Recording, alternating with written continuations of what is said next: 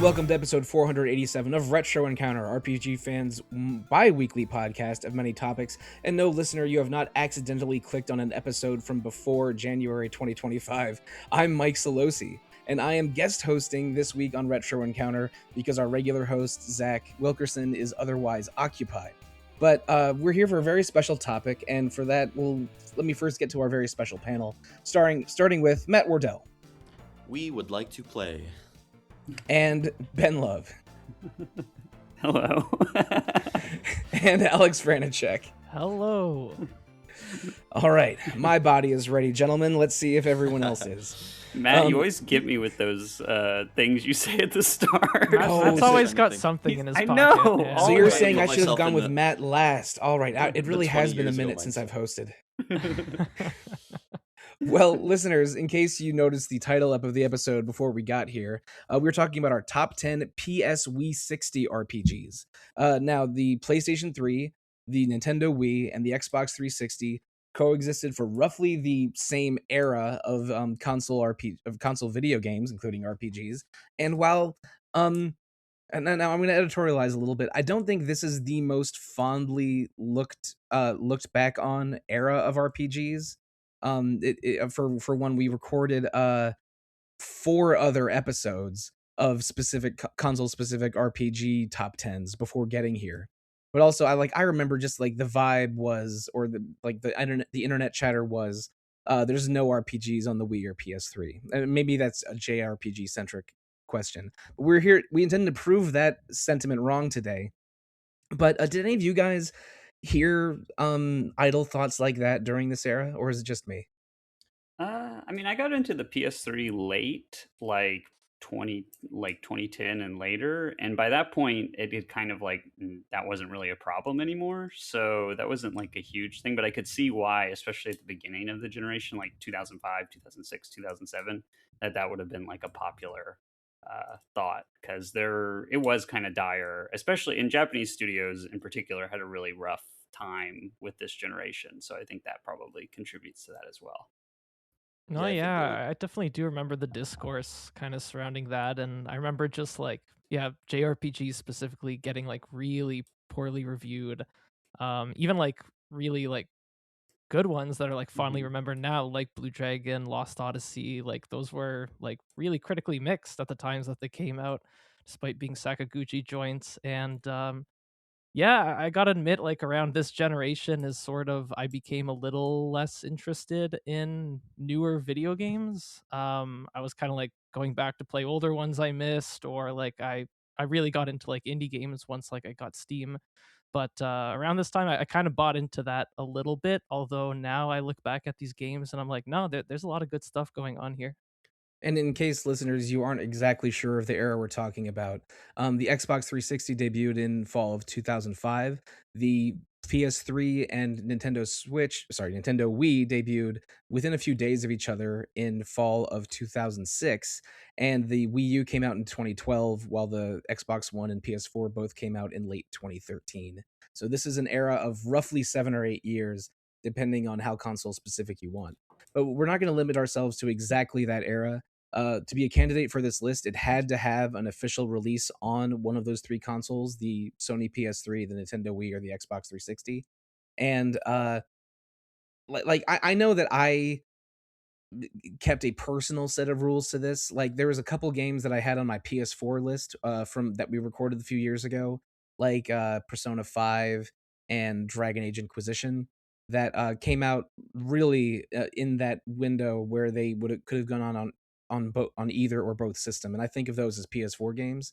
But technically, if you wanted to, you could put either of those games on your list for this episode. But the only rule is it had to be on one of those systems at some point, and also just try to be as honest to your preferences and opinions on this list.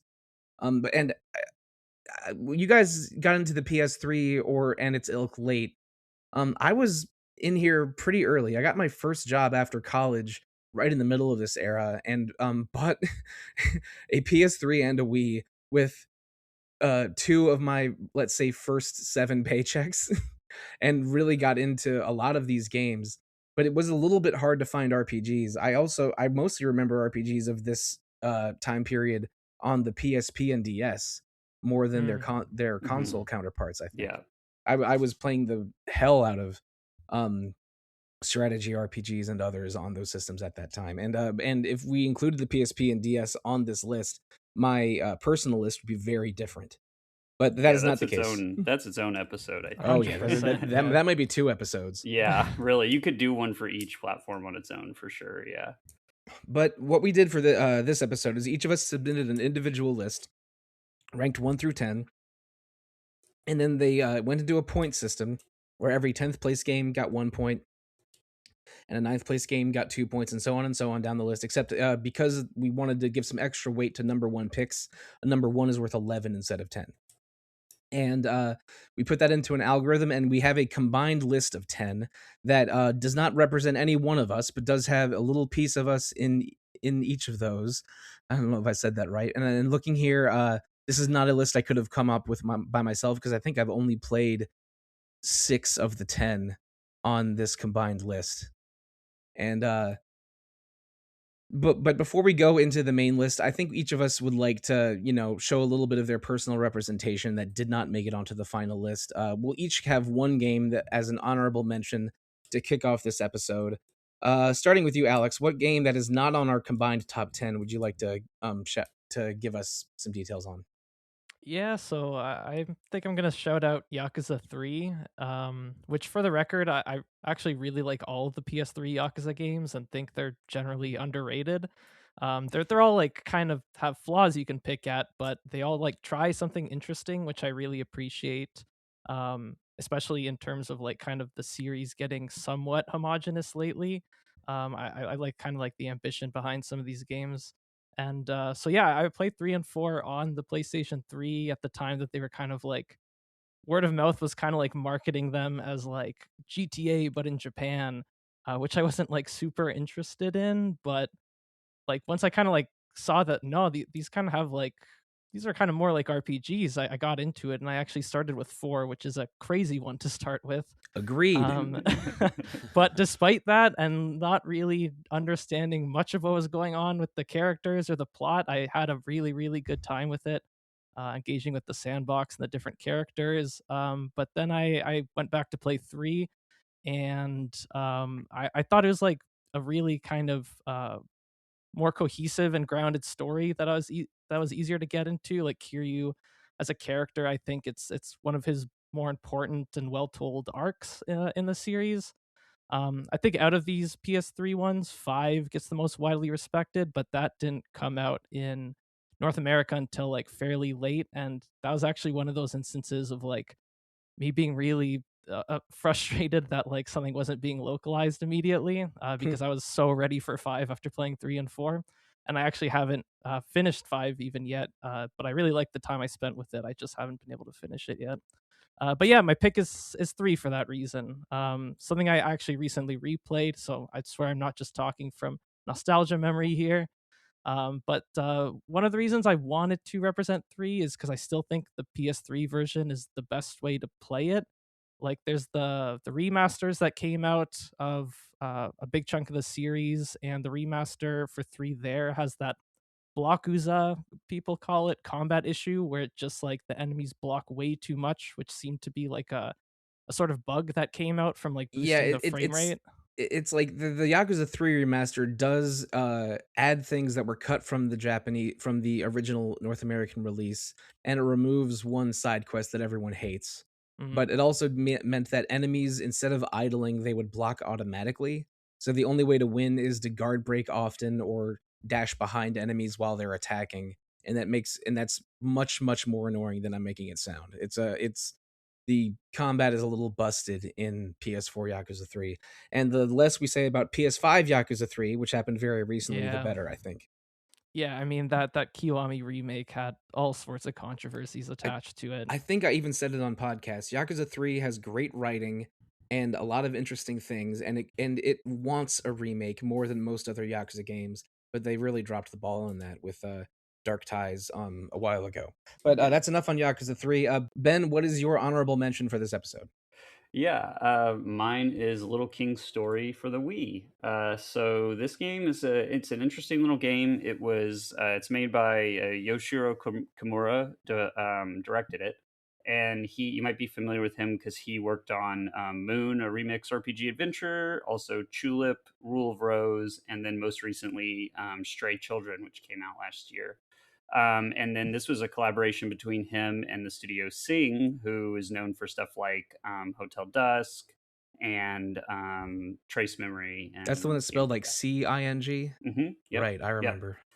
This is kind of a weird game for them to make because they normally make like narrative adventure games, but this game is basically like it's like a Pikmin life sim RPG essentially, where you play as the little king and you have like villagers in your kingdom and you can assign them to different jobs and then you go around the map and they follow you around and then you can like basically order them to attack things or get things out of the environment, collect resources, stuff like that. So it's a little bit of like an RTS mixed with an RPG, and then you build up like your kingdom.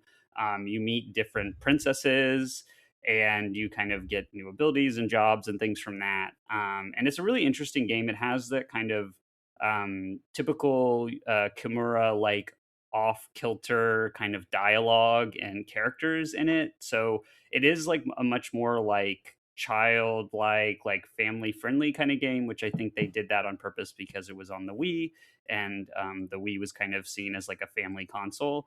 But it's a little weirder and a little more bizarre than you would typically find in a game like that, which is kind of his characteristic style. So all the characters are kind of a little kooky and a little off, and they kind of say weird things sometimes, but that's part of what makes it fun. And it just uses like the Wii kind of controls and setup really well. There is a PC version of this game that came out way later. It's kind of just like a random port that I think XC did for Steam. And you can play it with a controller, and it's pretty good that way too. It had some problems when it came out, but they polished it up and fixed it up. So there's always that way to check it out if you don't want to play it on the Wii. But it is a really fun and unique and interesting game. And I'm a big fan of Kimura's work. So that's why I picked it as my shout out here. Yeah. If we were recording this episode 6 or 7 years ago, I would have called that a Rob Fenner pick. But because that's exactly the kind of quirky offbeat game that he celebrated on our show many times.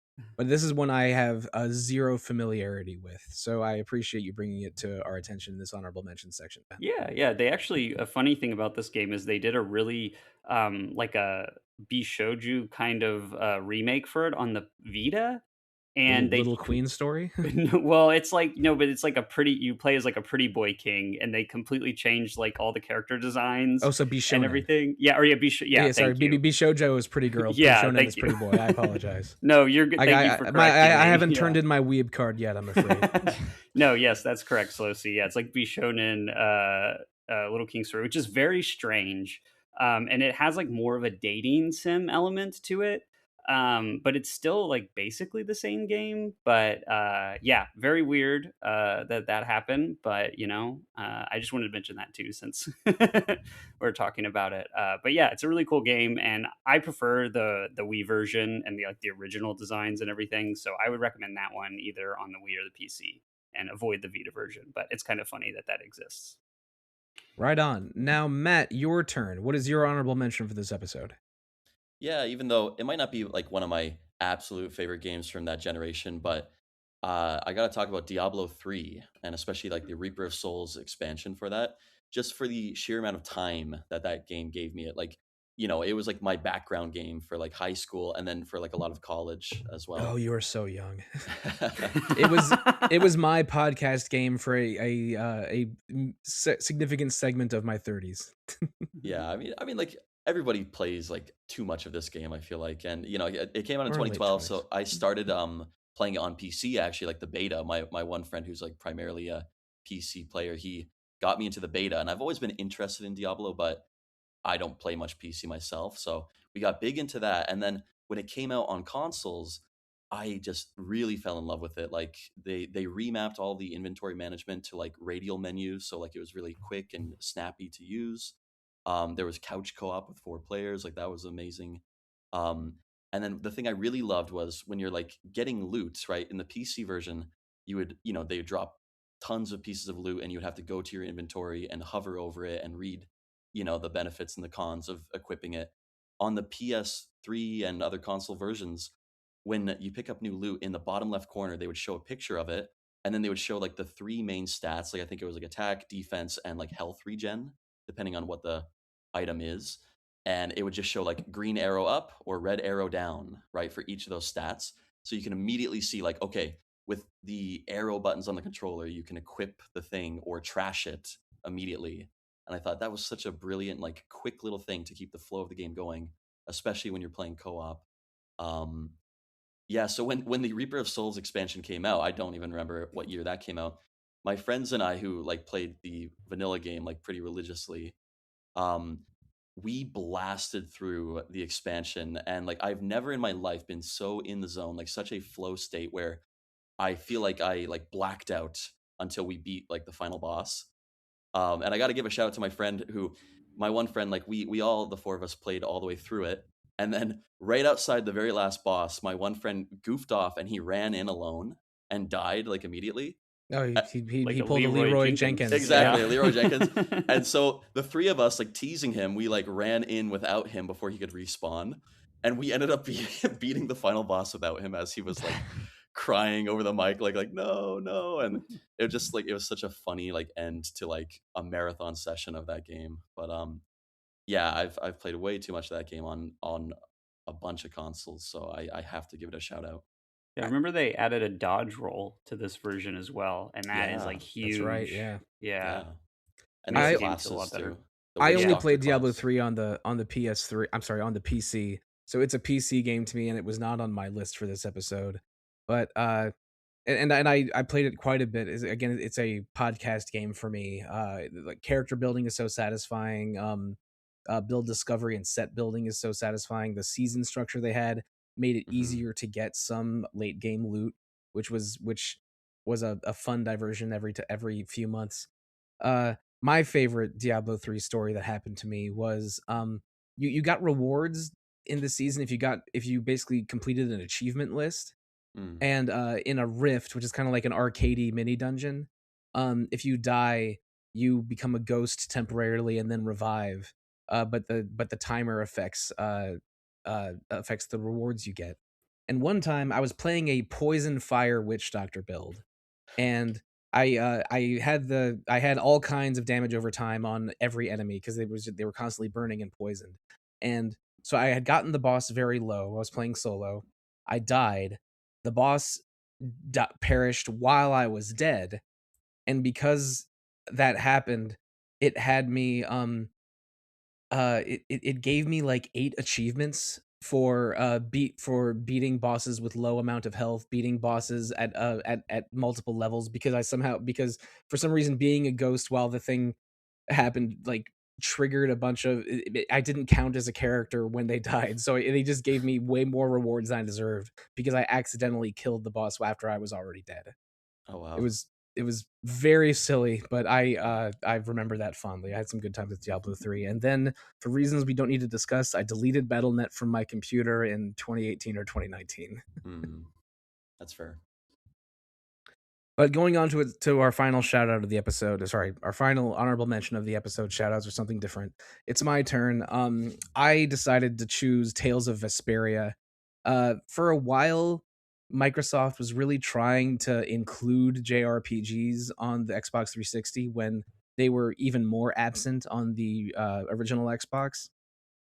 So you have games like Blue Dragon and Lost Odyssey appearing there and not on PS3. And Tales of Vesperia was sort of in that same zone. Like the Namco Tales studio made one game for the 360 and then the Wii and then the PS3, all 3 of which we've covered on Retro Encounter in the past. And so those sort of became the signature Tales games on each of those consoles. And for my money, the best one is the Xbox 360 one, Tales of Vesperia. It's a very good one of those Tales games. It has really likable anime design characters. I really love the friendship between the main character Yuri and sort of the game's anti-hero Flynn. It makes sense if you play the games. And that was a time where I was playing a lot of Tales games, downloading hacked versions of Tales of Innocence for the DS, and playing Tales of what's the stupid boat one?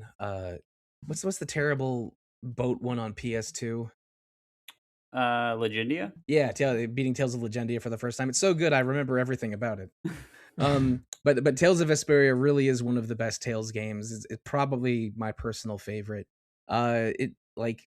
It's before sort of combo driven Tales games happened, so you run out of TP a lot. But other than that, it has really satisfying combat, really great character designs, including sort of a main pair of characters that are among my favorites in any Tales of game. So it did appear on my list and no one else's because I don't know, maybe you guys haven't played it, maybe you didn't have co-op partners for it, which enhances most Tales games you play. Or I don't know, maybe I'm just personally inflating its quality a little bit. But that I really do have fond memories of playing that on my friend's Xbox 360 and eventually playing it on my own machine on the PS4 when it got a remake many years later.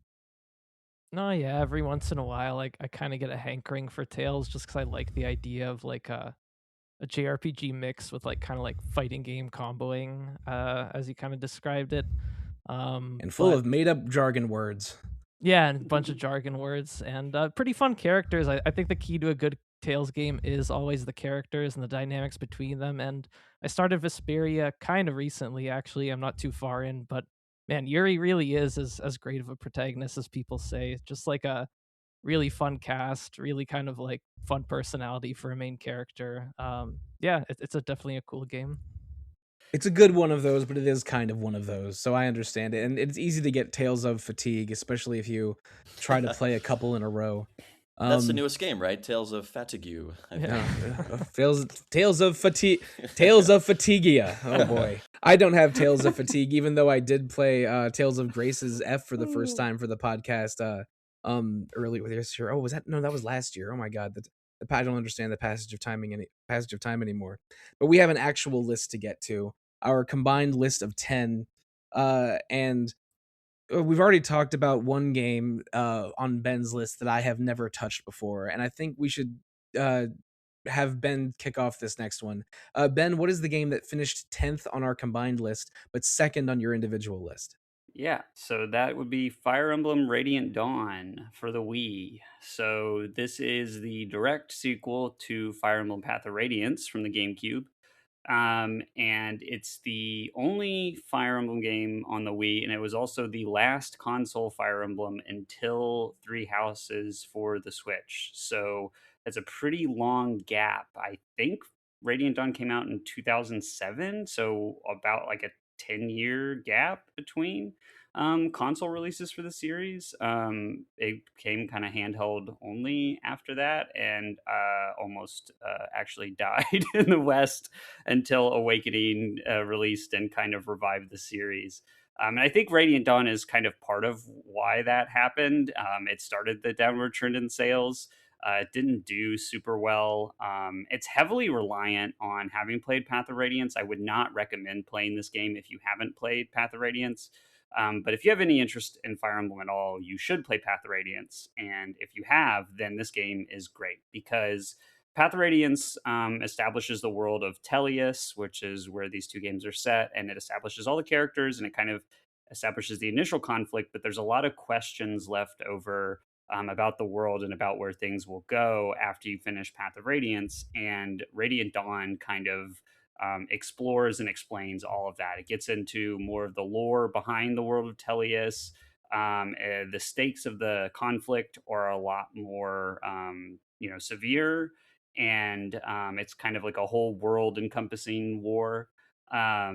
And it still follows like most of the main characters from Path of Radiance. So the Grail mercenaries, Ike and all of his friends are still there, which is great.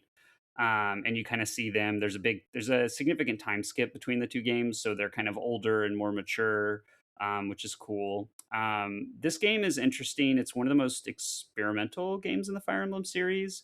So it's actually split into 4 separate parts with 3 completely different armies, which is very different from a normal Fire Emblem game. Usually you're building up your army across the entire journey, chapter by chapter.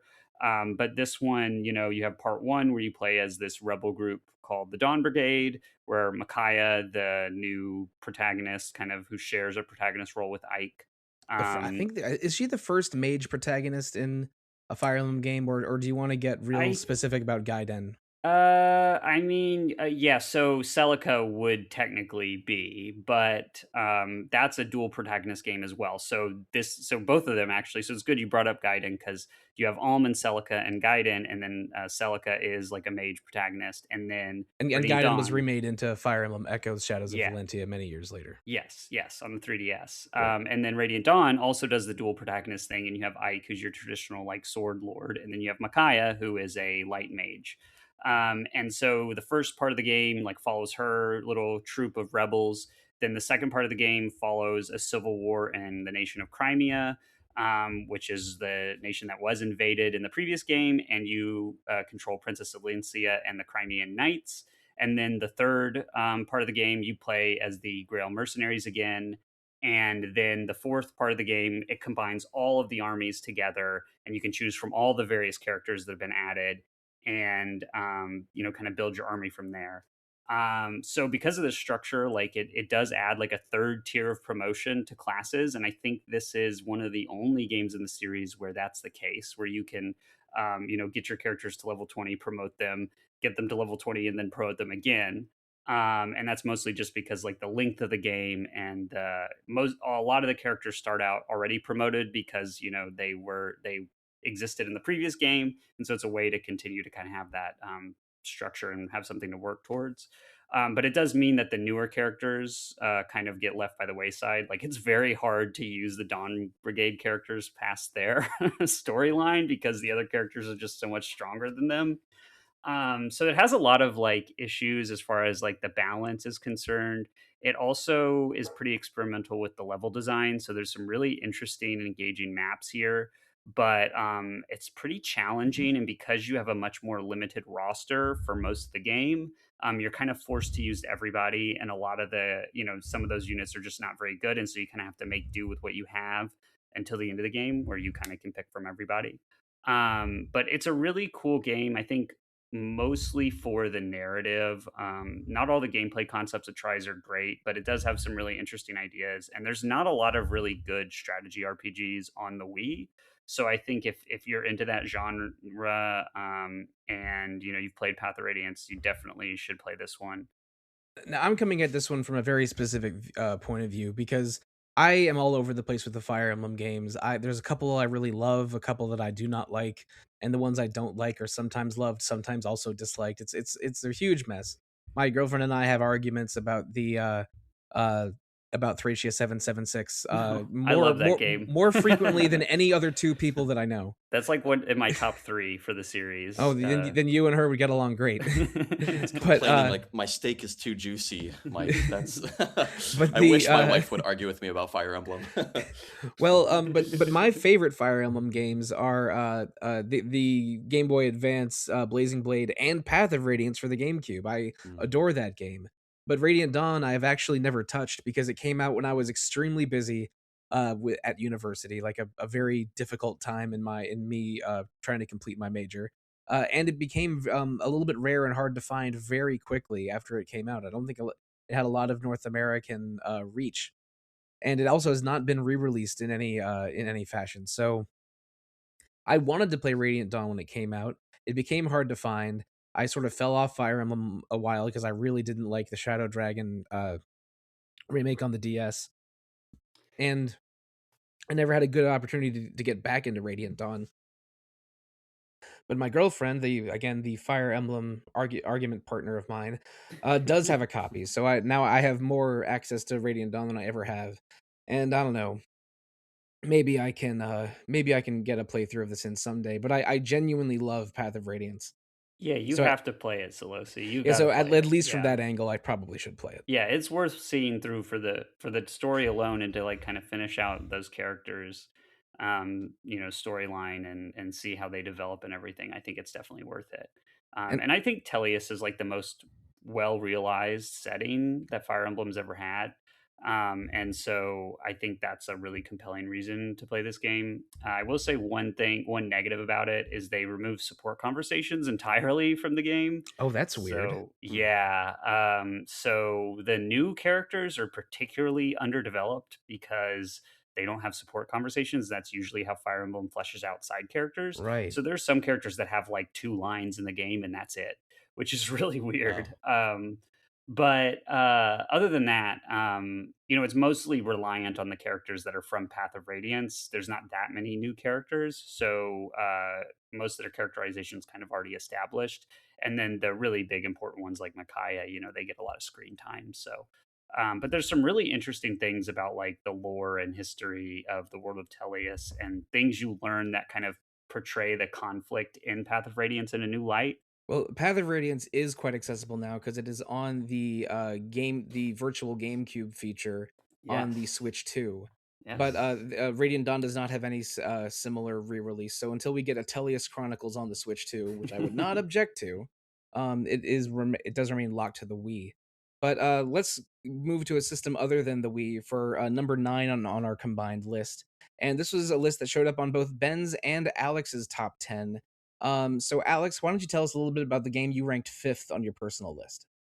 Yeah, so that would be Lost Odyssey, which is a game I definitely didn't play at the time of release. I came to it pretty recently. It was actually my first Retro Encounter episode. Game Journal was on Lost Odyssey, so it's got a special place in my heart for that reason. Oh, Zach is going to love editing this part of the episode.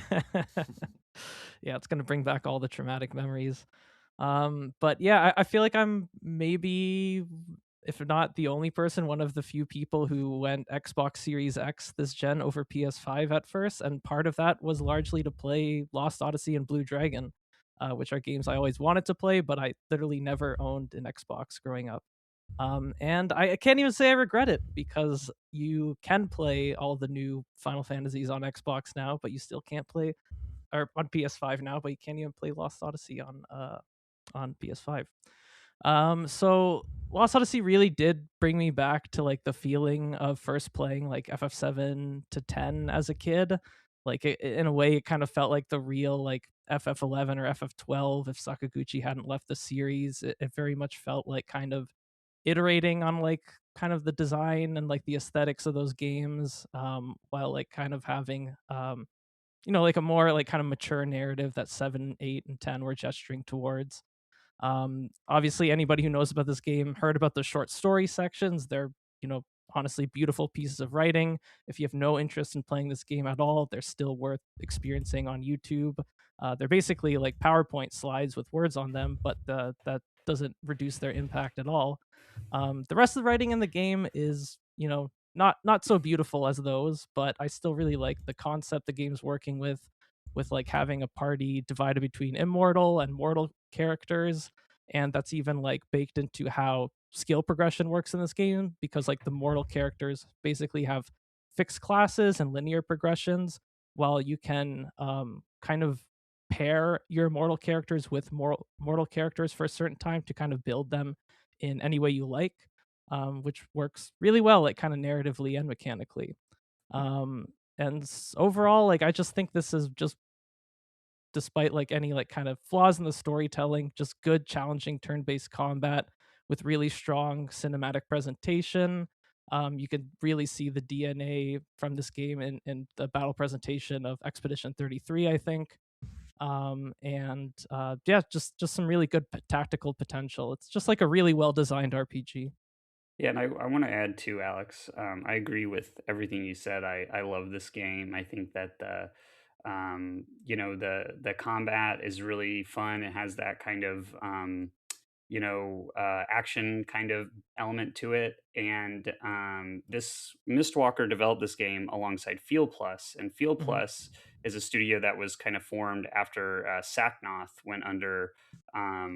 The Shadow Hearts and developers, Kudelka. yes, Shadow Hearts developers, and so actually the art director on this game, and then most of the battle programmers were from Sacknoth and had all worked on all the Shadow Hearts games. So it is a little bit also kind of a continuation, spiritual successor a little bit to the Shadow Hearts game. So if you're a Shadow Hearts fan, even if you're not into Final Fantasy, you should definitely play Lost Odyssey, because it's kind of a little bit of a continuation of what they had been doing as well. So you're saying that all the immortals in this game are just in the Valentine vampire family? Perhaps, but Excellent. it doesn't have as much of the like humor and stuff like that. Though there's some, but as like Shadow Hearts. But I think the battle system and some of the like artistry and creature design and things like that do kind of evoke that, and so I really love it for that reason as well. I have not played Lost Odyssey. I did not own a 360 for most of its heyday. Uh, and it unfortunately isn't very accessible in other systems. It never got a PC release, did it? No. No, it is Right. available backwards compatible on modern Xbox systems, and it is often very cheap if you have an Xbox. Like they put it on sale all the time for like For like $5, $10. $5. Yeah. So And it runs fantastic, because I know like it was plagued with some technical issues on release, like it was pushing the hardware a bit, but on Series X it runs super well. yeah, both this game and Blue Dragon had really horrible screen tearing on the 360, and that's basically entirely gone if you play it on an Xbox One or an Xbox Series. So Blue Dragon was a really early 360 game. That was like in the first or second year of that Yeah. system. Yep. Yeah. Yep. But regretfully, I haven't played either of them, even though both of those games have some presence on our shared lists here. But if we're done talking about Lost Odyssey, we can move down the list a little bit. And here is another Ben pick, and you're the only one person here that's played this, I believe, unless Matt or Alex is keeping a secret from me. Nope. So why don't you talk about our pick number 8? Yeah, so pick number 8 is Folklore for the PlayStation 3. This is a PS3 exclusive, and it was developed by Game Republic, which is a studio that was formed by Yoshiki Okamoto, who was one of the main game designers at Capcom from their arcade era.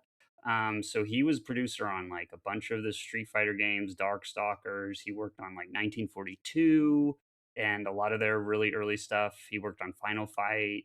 And he left Capcom in the like mid 2000s to form this company. And they made one game on the PS2 before this called Genji, Dawn of the Samurai, and then they actually. So if you guys know the meme from that one E3, the PS3 launch or like announcement E3, Oh, the giant enemy crab. the giant enemy Yep, crab. I remember that. Yeah, that is the game that they made. That's the sequel to Genji. But after that, they made Folklore, and Folklore is a really interesting game. It actually started out development as a companion piece to a PSP RPG called Monster Kingdom Jewel Summoner, which was worked on by Koji Okada, who is known for being the creator of Persona. But that game bombed, and so they just decided to scrap the connection to the PSP game, and they called it Folklore. And it's a really interesting game. It is set in Ireland, and it's based on like kind of Irish folklore, fairies, and stuff like that. But it has a little bit of like a kind of Japanese like interpretation and style of that kind of mythology as far as like the creature designs are concerned. The game has two playable characters, Ellen, who's like a university student, and she gets a letter from her mother, who she believes to be dead, to meet her in the village of Doolin. And the village of Doolin is this small little village in Ireland that is said to be like a place where the dead can cross over. And then the other character is Keats, who is the editor of a cult magazine. And he gets a phone call saying that from a woman who's saying she's being attacked by the fairies, and so he's kind of like a cynic who doesn't believe in supernatural things despite being despite reading yeah. the editor of an occult magazine. Yeah, and so he like is like, oh well, I'm gonna go there because this will be a good story, and I'll like prove that there's nothing supernatural happening, and of course there is. And so it's really interesting. It's split into chapters, and then you can play each character's chapter in whichever order you want. So you switch back and forth between Ellen and Keats, and the way that the gameplay works is that you essentially like summon fairies that you capture as your attacks, and you can assign them to the face buttons, and then equip them and then use them. And Ellen has a more like passive style where she summons the creature and then the creature fights. I mean, you control it directly, but there's a little bit of like distance between how she summons the creatures. And then for Keats, he kind of actually like embodies the creature, and it kind of like comes out of his body and he's more physical and more destructive with his attacks, which is kind of interesting that you have that different gameplay style. And it does also use like a kind of interesting mechanic with the 6-axis controller, because that was a big deal at the time Sony was pushing, where once you do enough damage to one of the fairies, to actually capture its soul, you have to like pull back on the controller to like pull the soul out of its body, which is kind of cool. But it's a really interesting game. It has a really interesting setting. The kind of Irish countryside setting is cool, and it also is. It feels very like contained in a way that more like PS2 games are. It's like the structure of the game and the style of the world and the areas. They're more like limited the way a PS2 game is, but that allowed them to like really go heavy on like the visual design. So the characters look really good, the creatures look really good, and it just has a really fantastic art style that I think makes the game really unique. Hagen for the site wrote actually a feature that came out, I think, like last month. It's really good. I recommend. Really good, yeah. It was, if you're interested in the game, to give that a read, and that'll make you want to play it for sure. But I really love this game, and I think it's really unique for this era of games that kind of is doing something different. It's a new IP, which we weren't getting a ton of at the time, and I feel like in a lot of ways we get a lot less of now, especially from like an actual big AAA studio. And I just think Game Republic is a really interesting studio, and this is their best work. So that's I really love the like saturated colors of like Mhm. like these kind of like dreamy games like this. Like I would say like starting with like maybe Eco or even like Shadow Hearts, like continuing on to a game that we're going to talk about soon on the list too, or like or also like Shadow of the Colossus. Like I just love that creepy fantasy where everything is a bit foggy, dreamy. I don't know. This is to me like a fantastical Silent Hill 2 from what I've seen. And I've always been intrigued by this game on like the store shelves, but it wasn't until Hagen wrote that article again that I'm like, oh yeah, like I really have wanted to play that for a long time. But yeah, exact same here, Matt. Like this was always kind of on my radar, but like between Ben praising it and Hagen's feature, I'm like, now when I go to used game store, I'm definitely gonna keep an eye out. Yeah, me too. Yeah, similar to you guys, I was aware of this game when it came out, especially because there was not a lot of RPGs on the PS3 at this time. Mm-hmm. And I think I remember reading a review on RPGFan or on another similar site around at the time it came out, but I never encountered it in the wild or got it for myself. And now I'm that much closer to trying it. And if you don't mind getting a copy used, eBay is not it's not wallet shattering, let's say, compared to sometimes trying to find vintage games can be. Yeah, true. eBay does always worth looking.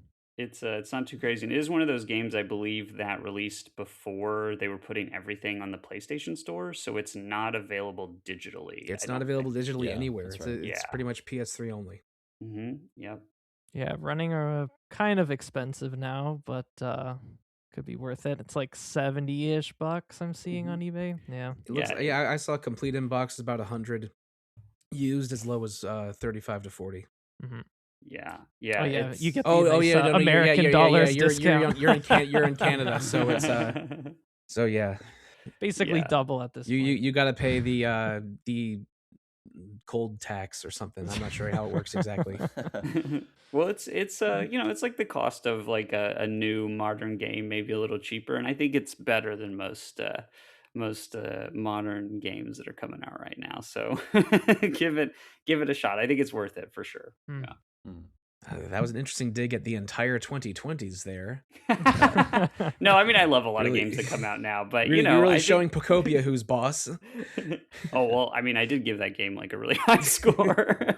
I can't suck I the do soul like out that of game. people with my controller though, so yeah, it's not the same. It's just it feels very 7th gen, this game, and like the best way. Like if you want to feel like, oh man, like the PS3 and 360 were such a good time with such good vibes, like this game will actually return that feeling to you. Especially with 6-axis motion controls. Oh my god. Yeah, That didn't and- last very long. Between No, this and and they're not Layer, annoying. yeah, They're not yeah. that bad. Yeah, no, Layer is like very bad, and they actually like patched it so you don't have to use those. Yeah, that's right. But the 6-axis in here is like it doesn't get in the way at all. Oh So, yeah, I remember when every game felt like the 2008 version of Golden Axe. That was a good time. You know, it was not a good time. I was being sarcasmic, audience. I was gonna But- respect earlier that Fire Emblem, like despite being a Wii, like kind of relatively early in the Wii launch, it was having like little to no motion controls. I really respect that. It's like, yeah. Yeah, No, that's pushing probably why it limits and didn't do very well. But I don't think there can was I go any way golfing to. in it? Oh no. Yeah, the Thank only you. reason I recommend people play the Switch or 3DS version of Donkey Kong Country Returns instead of the Wii one is because on those Oh. later ones you don't have to shake the controller lag. to To roll. roll. Oh Yeah. my god. Uh, yeah. but anyway, like the limitations of or the quirks of the Wii controls are something we might revisit later. But for now, we have a game that did not have a Wii version, but did appear on a couple of our lists. And I guess I can talk about this one. Demon's Souls was a game that came out on 2009 on the PS3, and then received a remake in I think 2020 or 2021 by the now defunct Bluepoint Studios on the PS5. And it was sort of the game that put let's say the new From Software on the map. It was a game developed by Hidetaka Miyazaki, not that Miyazaki, the other Miyazaki, who, and it sort of introduced us to the modern idea of a Souls. Like people that really want to get into the weeds about it can go into like oh boy, like Kingsfield or Shadow Tower Kingsfield, yeah. if you really want to, which I do not. But Demon Souls was the one that really made a positive splash with that gameplay model of an action RPG with very deliberate combat, where that did not reward rapid button pressing, that did have a push pull risk reward of how far are you willing to progress and risk losing everything you've collected. It had the thing common to Souls like games of having a single currency, in this case Souls, be both your currency for items and your means of leveling up and means of accomplishing many things in the game. So like the Demon Souls is practically crawling with souls. There's a lot of esoteric parts of it, like there's oh boy, characters can permanently die in Mhm. in certain circumstances. There's World tendency, is that where you're gonna get to? no, Yeah. I wasn't Yeah. going there. I mean, there's a prisoner that you can free in the prison dungeon who starts assassinating people at your home base if you don't stop him in time. Yeah, And That's Yeah, crazy. yeah. And if you die too many times, then one of a zone's tendency can go darker, which makes things a little bit more challenging and dangerous. And then you can restore it by using humanity on yourself or defeating a boss enemy. And that world tendency is limited to Demon Souls, and that doesn't really come back. But it basically is a very dark, oppressive feeling game that has gameplay so refined and precise, and boss designs and items and settings that are so cool and dangerous that it really awoke something in a lot of players and became sort of its own sub series of action RPG that persists very well to this day. Although I mean let's see, Elden Ring was maybe the biggest game of 2022. We know that they have multiple From Software has multiple Souls likes in the pipeline coming forward. There's rumors that we're recording this before the Summer Games Fest multiple events, and there's rumors that we'll get a new one announced there. Although that I can't see the future, so I don't know if that's the case. But Demon Souls really did kick off a mini movement that made Hidetaka Miyazaki really a over the course of him developing Dark Souls and Bloodborne and others. Now I think he's considered an auteur developer when he was mostly unknown within From Software before this game, even though this was not the first game he directed or worked on. And the PS5 version of the game is good, but I mean, I've played both versions. I didn't finish it. I didn't finish it on PS3, and eventually did on PS5 when I just had more time and motivation to finish it. But the color palette on PS5 is much worse.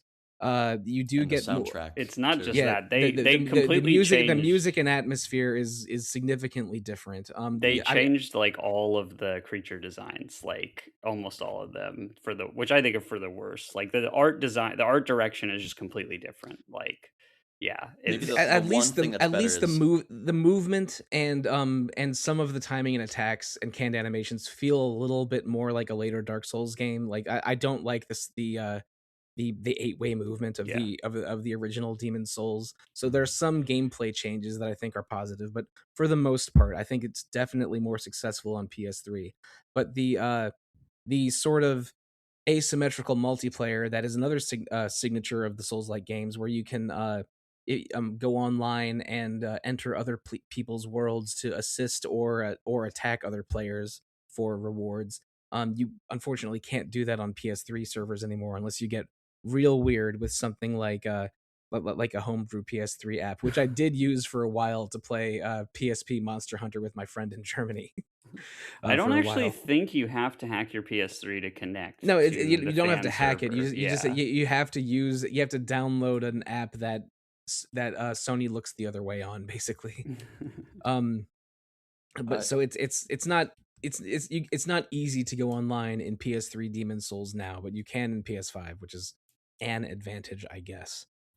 But generally, I think the PS3 version is the best version, and it is a really special game, even though the worlds are very disparate. It doesn't have the completely connected world of later Souls-like games, but the stage designs themselves are excellent. The boss designs I think are good, but some of them are a little bit puzzle solvy. Like you have to sort of discover the gimmick and then execute on that gimmick rather than really have a knockdown drag out fight, which for several of the bosses it gets compared to Zelda bosses sometimes, and some of them aren't great. Like I think the Dragon God kind of stinks. It does, yeah. But then you have bosses like Old King Allant or Flame Lurker that really do feel like they came from the future, from Dark Souls 3 or something. And those and when I was playing these for the first time, I'm like, oh, everyone says this game is super hard, but this is like an easier Monster Hunter game. I don't know what people's problem is, but that was coming from a very specific viewpoint on my part. So I've managed, every time I attempt to play a Souls game, I do okay. I'm not wallowing in just a difficulty despair spiral. But Demon Souls was very unique for its time.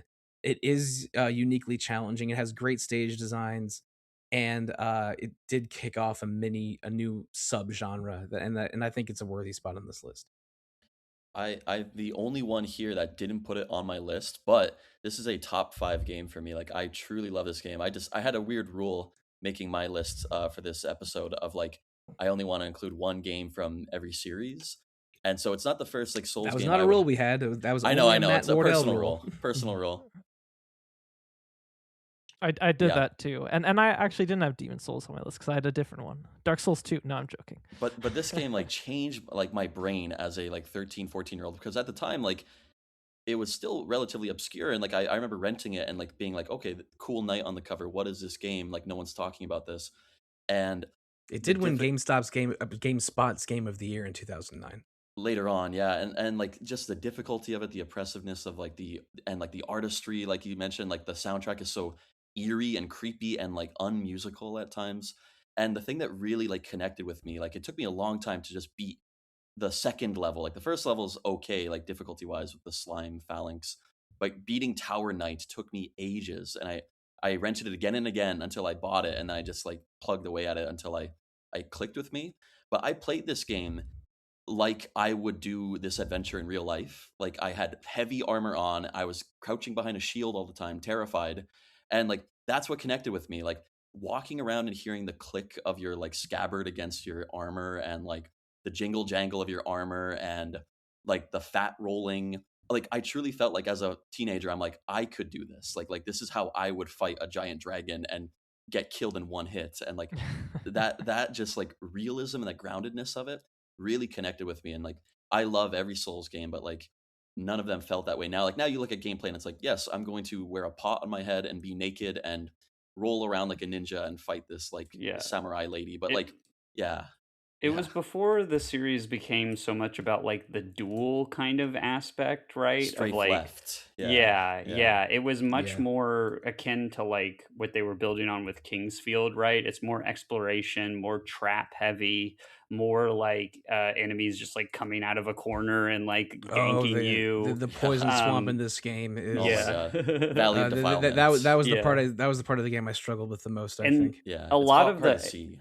Yeah, yeah, and the areas are also designed, they're much more, I think, gimmicky, but also really conceptually interesting. Like you have Mm, like the Tower of Latria, for example, which I think is incredible. like one of the best levels of any game ever made. Um, absolutely. just Yeah, so atmospheric. And you really they kind of were like kind of flexing their creative muscles with like just the different environments that you get and the different kind of areas that you go to and all the concepts in them. Like one of the bosses is actually like a player. It can be like another player character, basically. old monk. Um, Yeah, yes, yeah. yes, the old monk. Or you know, you can. There's like the dragons in the environment that you don't ever have to fight, but you can kill, and there's like good rewards for doing that. And there's so many like interesting things to find. It's where they kind of develop the like weird NPC quest line stuff that they would use in later Souls Oh games. yeah, the finding the guy in zone 1 Yes, you the prince. discovers is Yeah, Prince the prince Ostrava. is the Yeah, prince of yeah. Latria. Yeah, Ostrava Boletaria. or Boletaria, Boletaria. Yeah, sorry. yeah. And but you can like kill him early and get his like really cool sword and shield that he has if you're kind of being a jerk. But yeah, there's just like it's just such a cool, interesting game. And I think that the formula became more refined later on, but I do think they kind of lost something when they refined the formula a little bit and weren't as maybe you know, creative with some of the ideas, even if those ideas didn't always work out very well, right? This game is just you could tell they were like trying everything basically, and it gives it a really unique feeling vibe It's compared to very the other games. lonely feeling. Yeah, Yeah, yeah. Yeah, I both. I think Demon Souls is defined more by the 5 zones and less by the Hmm. collection of bosses. While in later Souls like games, you will talk about some settings, of course, but it'll be like, oh, this boss was like this and that boss was like that. I think especially when you get to Dark Souls 3 and the bosses get very intense and fast moving, it Hmm. became, like you said, more of a duelist game and less of a explore this creaky tower kind of game. And Yeah. and I mean, and that's just the progression of design decisions that they made along the way. But Demon Souls was a very influential, very important first step. I guess I'm the only one that didn't follow the rule of putting multiple games from one series on your list. But I mean, I only broke that rule for this and one other Souls game, so which we will get to later. But the next game on our list is a game that showed up on multiple of the individual lists. And it is another one for the Wii. So, Ben, do you want to talk a little bit about I don't know, a popular pick for best Wii RPG? Let's say. Yeah, so Xenoblade Chronicles. This is, you know, Tetsuya Takahashi and Monolith Soft. This is like, I think the game that kind of like reestablished them as one of the greats in the genre. And it was also, you know, there's the whole Operation Rainfall thing where Nintendo, you know, didn't want to bring it out in the United States, and there had to be this big fan campaign to get them to bring it over, even though it was already localized for Europe and everything. So that is also, I think, a really important like community like fan kind of thing that happened, because it established that there was like demand for these kind of games still in the US market. And nowadays it's almost like unthinkable that Nintendo would spend this much money on a big RPG like this and not bring it over. So I think you can thank Xenoblade Chronicles for changing that.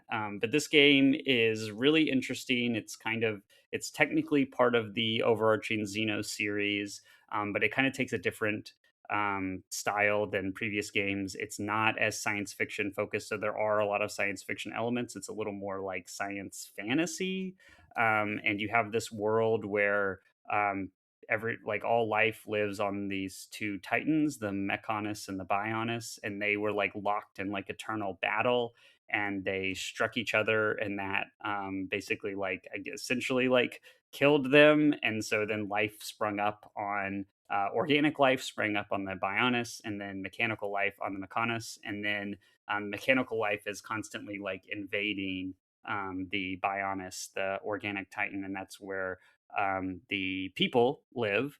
And you follow Shulk and his friends, and he basically gets this special sword called the Monado that allows him to see in the future, which is also integrated into gameplay. He will get these like visions of what's going to happen, and then you can kind of counteract that. And I apologize if this is an apocryphal story, but I believe that they originally didn't have this game attached to the larger Xeno lore, and it was just called Monado, or had a title including the that's word correct. Monado in it. Yes, So, that's so, correct. so this you don't need. I'm just saying you don't need to play Xenogears and four Xenosaga games to play this. You That's don't. not necessary. It's more like thematically connected. It's not like directly connected in any Yes. real way. But it is designed by the guy that made the Magitech armor in Final Fantasy VI. So yes. And also the music in this game is fantastic. Really, really phenomenal score. And it's just like the scale on the Wii. You know, this was a time when like the Wii was really kind of in the doldrums. There weren't a lot of releases, and people were kind of feeling very negative about the Wii. And then this game came out, and it was just as in like the scale and scope of the world and the environments were just as impressive as anything you'd see on the PS3 or 360. It's not truly an open world game, but it almost feels like one with how big the environments are, and expansive the fields are that you can traverse. And there's just like so much packed in this game. There's like a whole like city building element with the Colony 9 that you don't really have to engage with, but could take up a lot of time if you want to. It has a lot of like MMO design influence to it, with the battle system that is like a real time cooldown based battle system, much like World of Warcraft or Final Fantasy XI or games like that. But or it's Final all Fantasy XII even. It has a like yes, very similar. it got a lot of comparison to Final Fantasy XII when it came out, especially. But it's not as automated. You're in control. You're not pre-programming your allies, even though but you also can't switch allies in battle. You have to sort of pick a lead from the beginning. Right. That's correct. Yeah. But your characters do sort of fit some natural roles. Like there's two obvious candidates for tanks, one or two that are healers, etc. It sometimes gets called MMO combat, but it's a bit more it's a bit more nuanced than that. But it's like taking the basic structure and mechanical concepts of MMO combat and then applying it to like a single player RPG framework where you have each character with their predefined roles, and you can kind of mix and match them in your 3-person party to kind of get the right balance that you want. You have like, you're talking about having multiple tanks. You have Ryan, who's like the more traditional tanker. Then you have Dunban, who's like the dodge tank, basically, which is kind of interesting concept. And you've got just like every character kind of has their own niche that's really unique and interesting. I personally like to use Ricky, the no-pawn character that you get. He's hilarious. And the game is just, I don't know, it's just it is like a very just like big scope kind of scale, really impressive. It's firing on all cylinders, really great art design, music. The storyline is really engaging. The characters are really memorable. And this is a time too where like Final Fantasy was kind of not, to everybody's taste. And so I think this game kind of supplanted Final Fantasy for people gave them that big bombastic RPG that they wanted, with a really good strong narrative and everything, if they weren't getting that from the 13 series. So really cool game and deserves to be on any list, I think. It's also not like Radiant Dawn, and it's not confined to the Wii. It had a rather terrible 3DS port later, and then a rather excellent Switch port a couple years ago. So it's not hard to get Xenoblade Chronicles in your hands nowadays. But there's some parts of it, like you mentioned the soundtrack. 6 composers contributed to it, and it has over 90 tracks. It's a really, really excellent soundtrack of that era. And there's moments like the open world areas are so vast and beautiful that for several of them, maybe not all of them, when you like step into them for the first time, you really do feel something special. It's like, oh no, this game is this game is more than what I thought it was. I think that stepping into Gower Plains for the first time is a really special moment. I'm very fond of the Fallen Arm Island. Yeah. That's a really cool part of the game, just like for the narrative too. Yeah, exactly. And the area, I think it's like the upper arm of the Bionis, but the icy mountain area. Oh, it starts with the V. The Valak Mountains. Yep. That is a really beautiful song surrounding it, and it has 7 playable characters, and they're all so different that when you switch your controlled character, it feels like a completely different game. You mentioned that you like to use Riki the most. I found Riki very trustworthy in the CPU's hands, because if you give the CPU someone like Melia or or even Shulk, they kind of will squander how good they are. But Riki, it's like Riki's just he'll cast some spells and do some heals, and he has high HP. So I trust the CPU using Riki. But Riki is from Yakuza 3, a different game we've already talked about today. But I liked using Dunban as sort of an evasion tank, and then doing his Born in a World of Strife combo on enemies whenever I could. Or switching to Melia and trying to get triple lightning orb combos and enemies, because she's really fun as a mage character if you control her, but the CPU is terrible at using her. But sometimes for bosses I would have to use Shulk, because the Monado time rewinding foreseeing attacks is really, really a powerful effect that you can only do properly if you're controlling Shulk. So for the gameplay variety, for the scope of the game, for the soundtrack, for the very good story for the most part, I think this is one of the best Wii games, a contender for my favorite Wii game, and I put it pretty high on my list. I had it 4th, and I think it's a must play for people that, if any of that sounds good to you, then seek out a way to play Xenoblade Chronicles, because it's a special game. Yeah, I really like this game too. I liked it enough for it to almost make my list, but just a couple things ultimately held it back for me. I did really enjoy using my favorite characters. Dumban and Melia were also my favorites to mess around with. But speaking of FF12, I feel like I had a very similar experience with this game as with FF12, where like I was kind of like blown away with its scope and its systems at first, and just enjoyed running through the environments and syncing it all in with the great music. But I did kind of become burnt out on like the MMO like pacing and combat by like the last third of the game. And while the story and cast were quite good, I thought I didn't think it was quite up to par with like Xenogears and Xenosaga Part 1.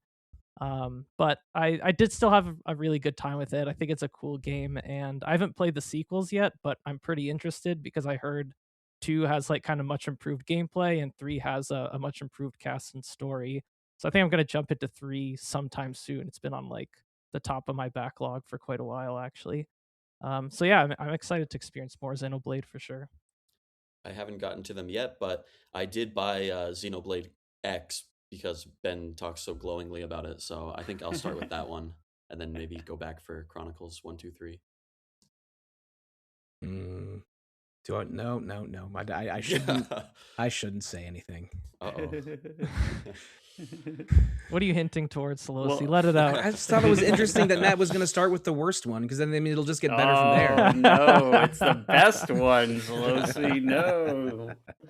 But that is very different. X is very different. It's Fire Emblem Thracia 776 all over again. We're not your girlfriend, Mike. You aren't? Okay.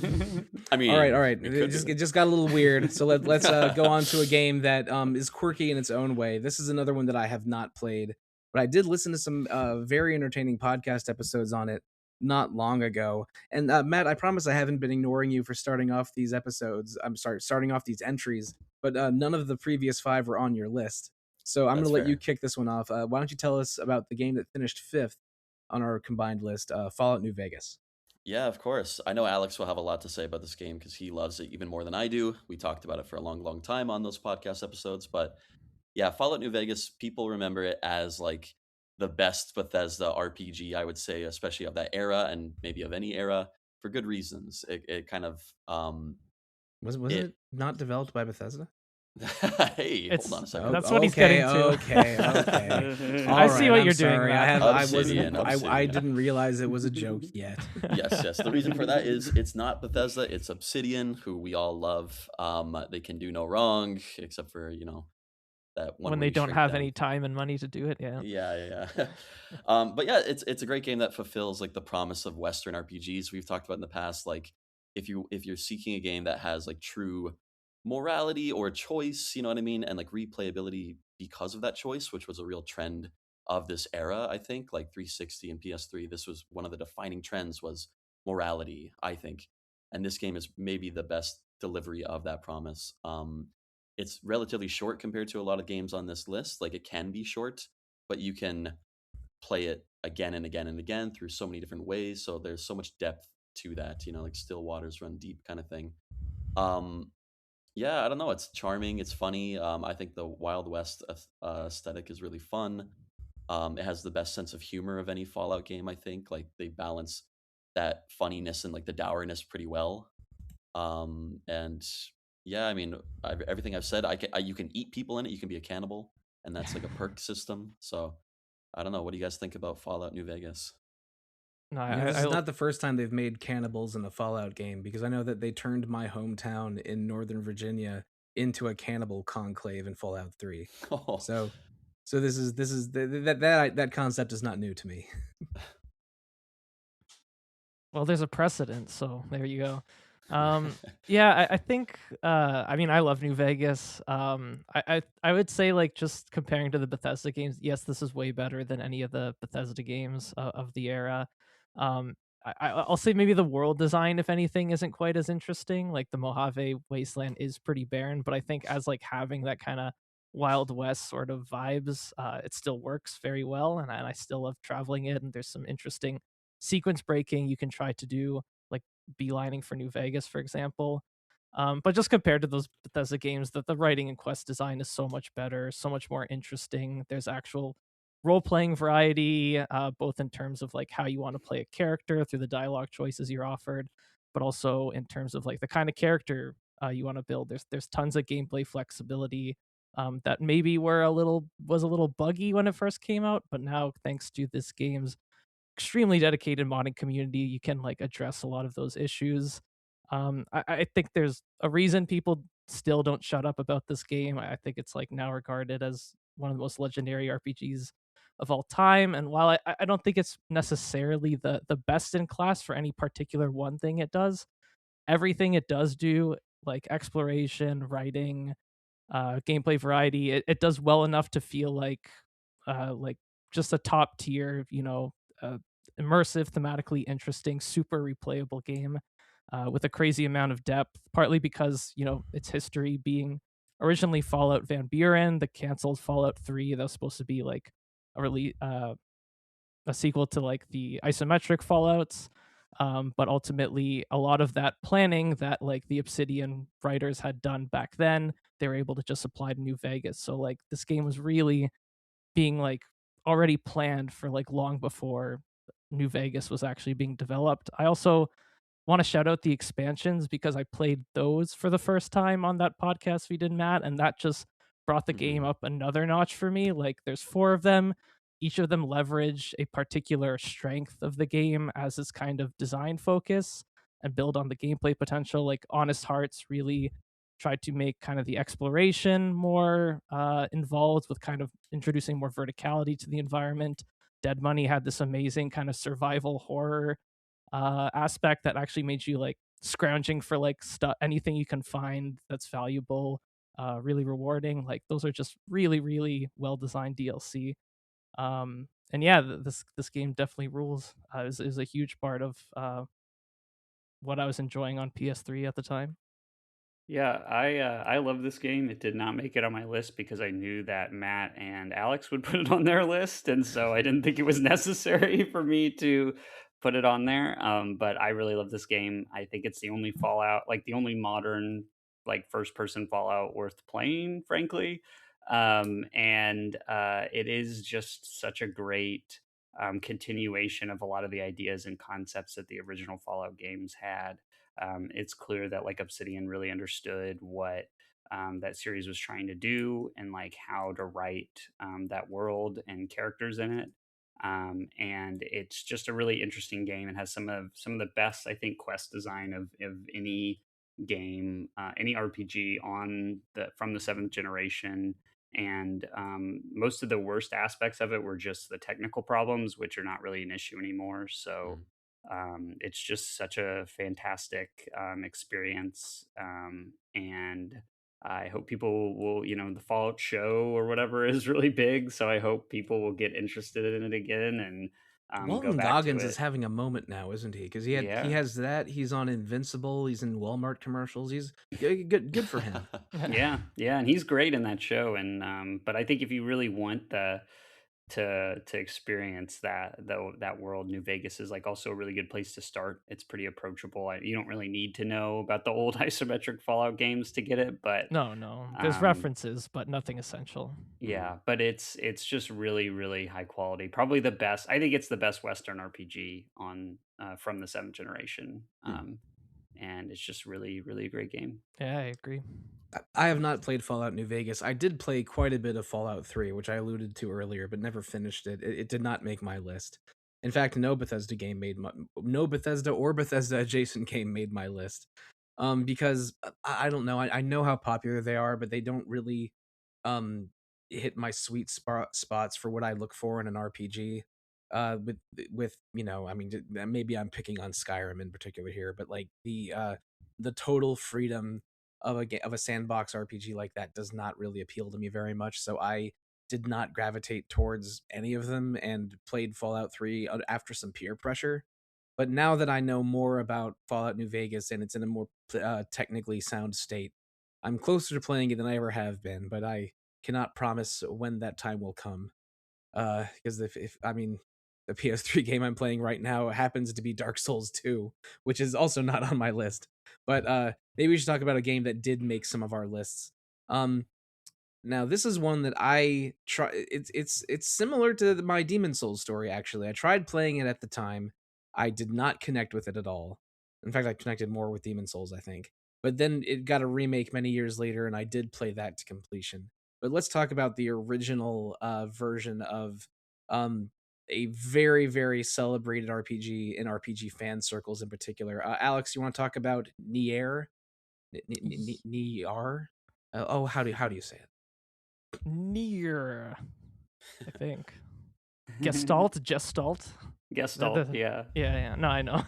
No. But we know there's two of them. We got the old man version in North America only, and then there's the Bishonen version in Japan. No, yoked old man version for life. Yes, that's the canon we way. love Daddy Nier. Yeah. So I actually like. This was a game, again, I didn't play it on release, despite actually being really interested. I know it got like very mixed reviews because of technical issues and people not liking the gameplay. But I knew had apparently amazing story, amazing music, and that's good enough for me.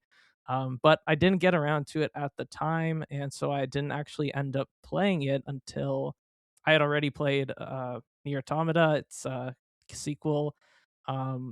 And I played this one through Xbox backwards compatibility, where it gets like a really nice FPS boost. So all those technical issues that kind of plagued the game on release, if you want to play the original yoked old man version, playing it on Xbox is the best way to do. It ran buttery smooth, and honestly, this game was so good. I liked it so much, even coming to it after Automata. that it actually made me like Automata a bit less, even though I still love that game and I still prefer it overall. I do think the original Nier has a better cast of characters. I like the soundtrack better even, and maybe the story is even better too, even though I don't think it's quite as creatively done, like the storytelling and the pacing isn't as well done as Automata. But I love the core story and characters in Gestalt. Combat, of course, not as good. I mean, Automata had Platinum Games behind it. This one kind of feels like it was like iterating off of like God of War kind of hack and slash combat. Feels good enough though. There's like a decent amount of weight to it. You have to walk 15 damn minutes just to upgrade one of your weapons, and Yeah, I'm permanently annoyed by that.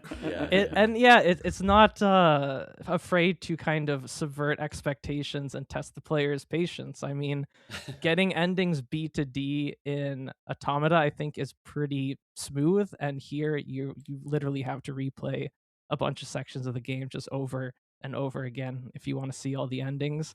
With some minor differences that are interesting to note, how the changes develop in terms of how the scenes are framed, and I'm not going to get into plot twists, but it really like changes your perspective on the characters and story.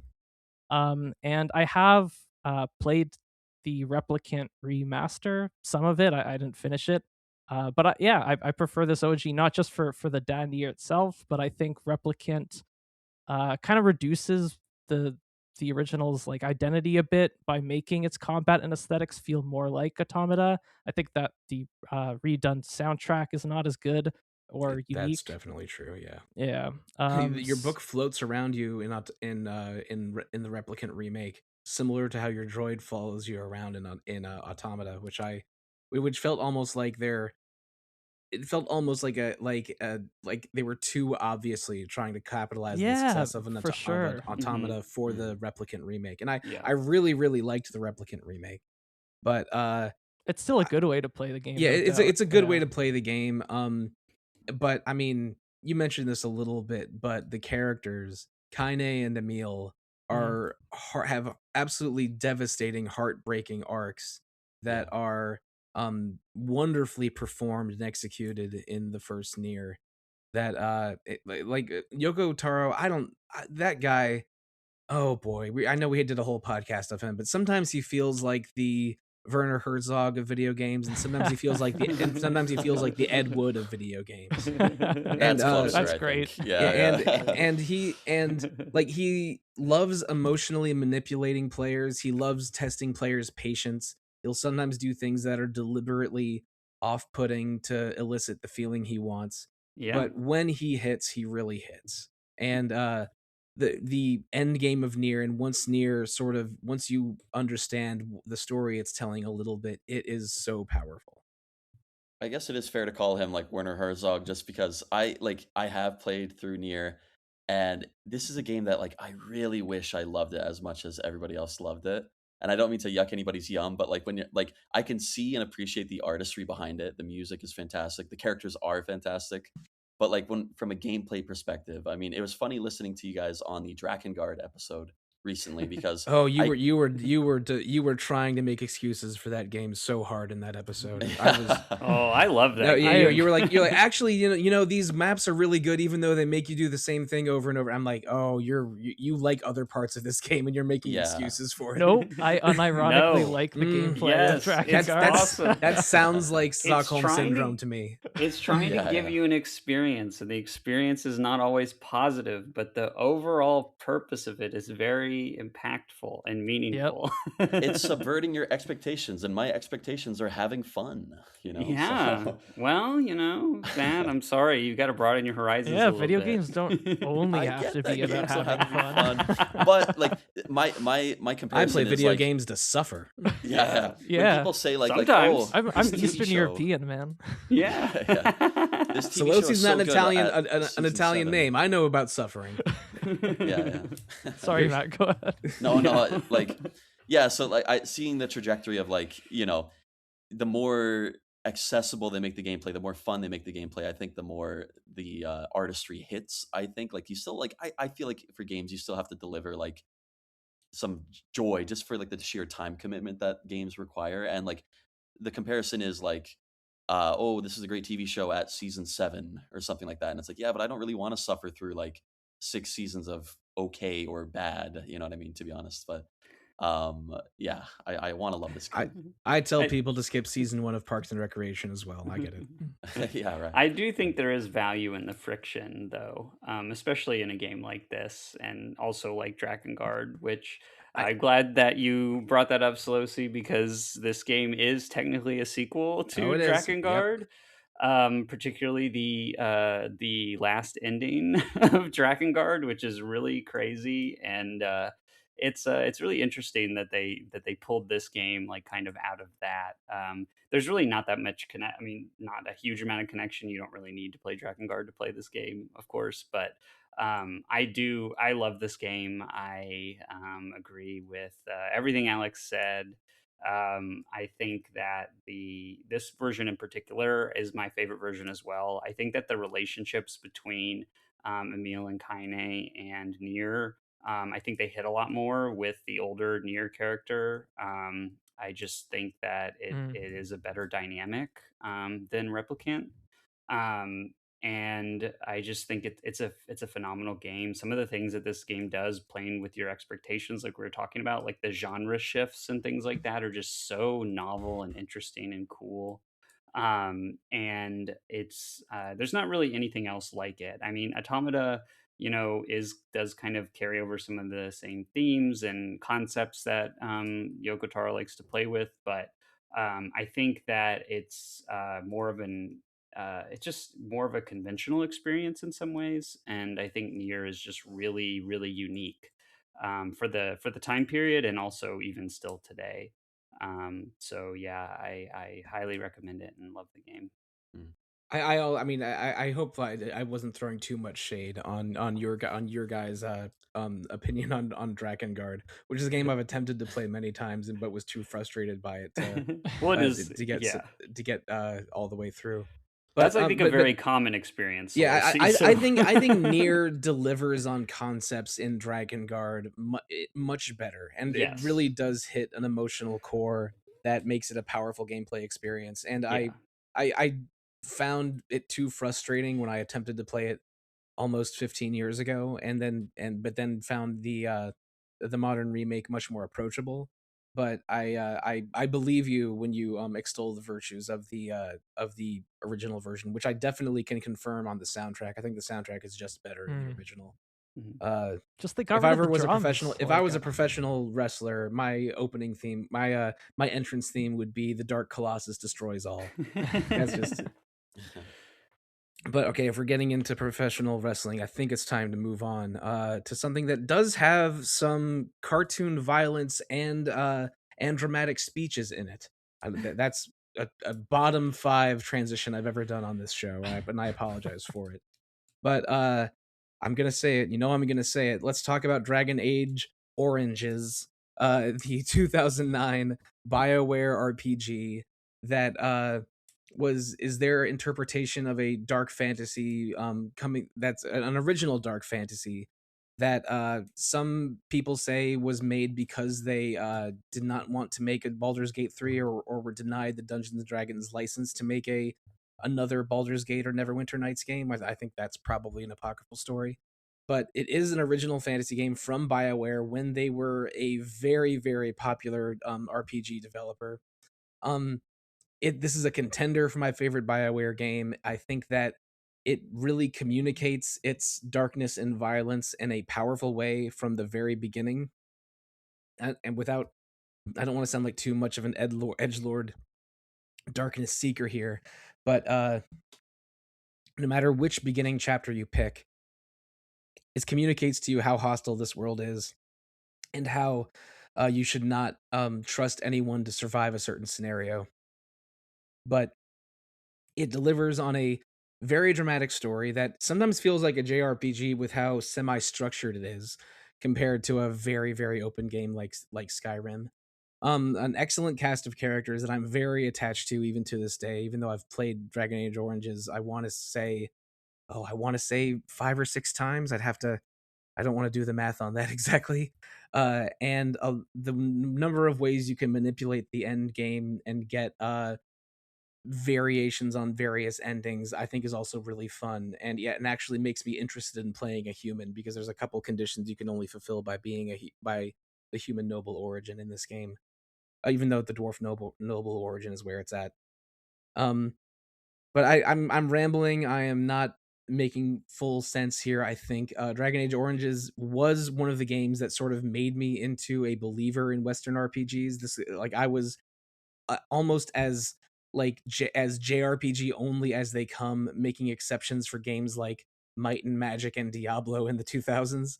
But playing Dragon Age and later Mass Effect really got me more interested in a genre that I was not into before, and to me that is one of the signature pieces of the PSWii60 era. It got me interested in Western RPGs more.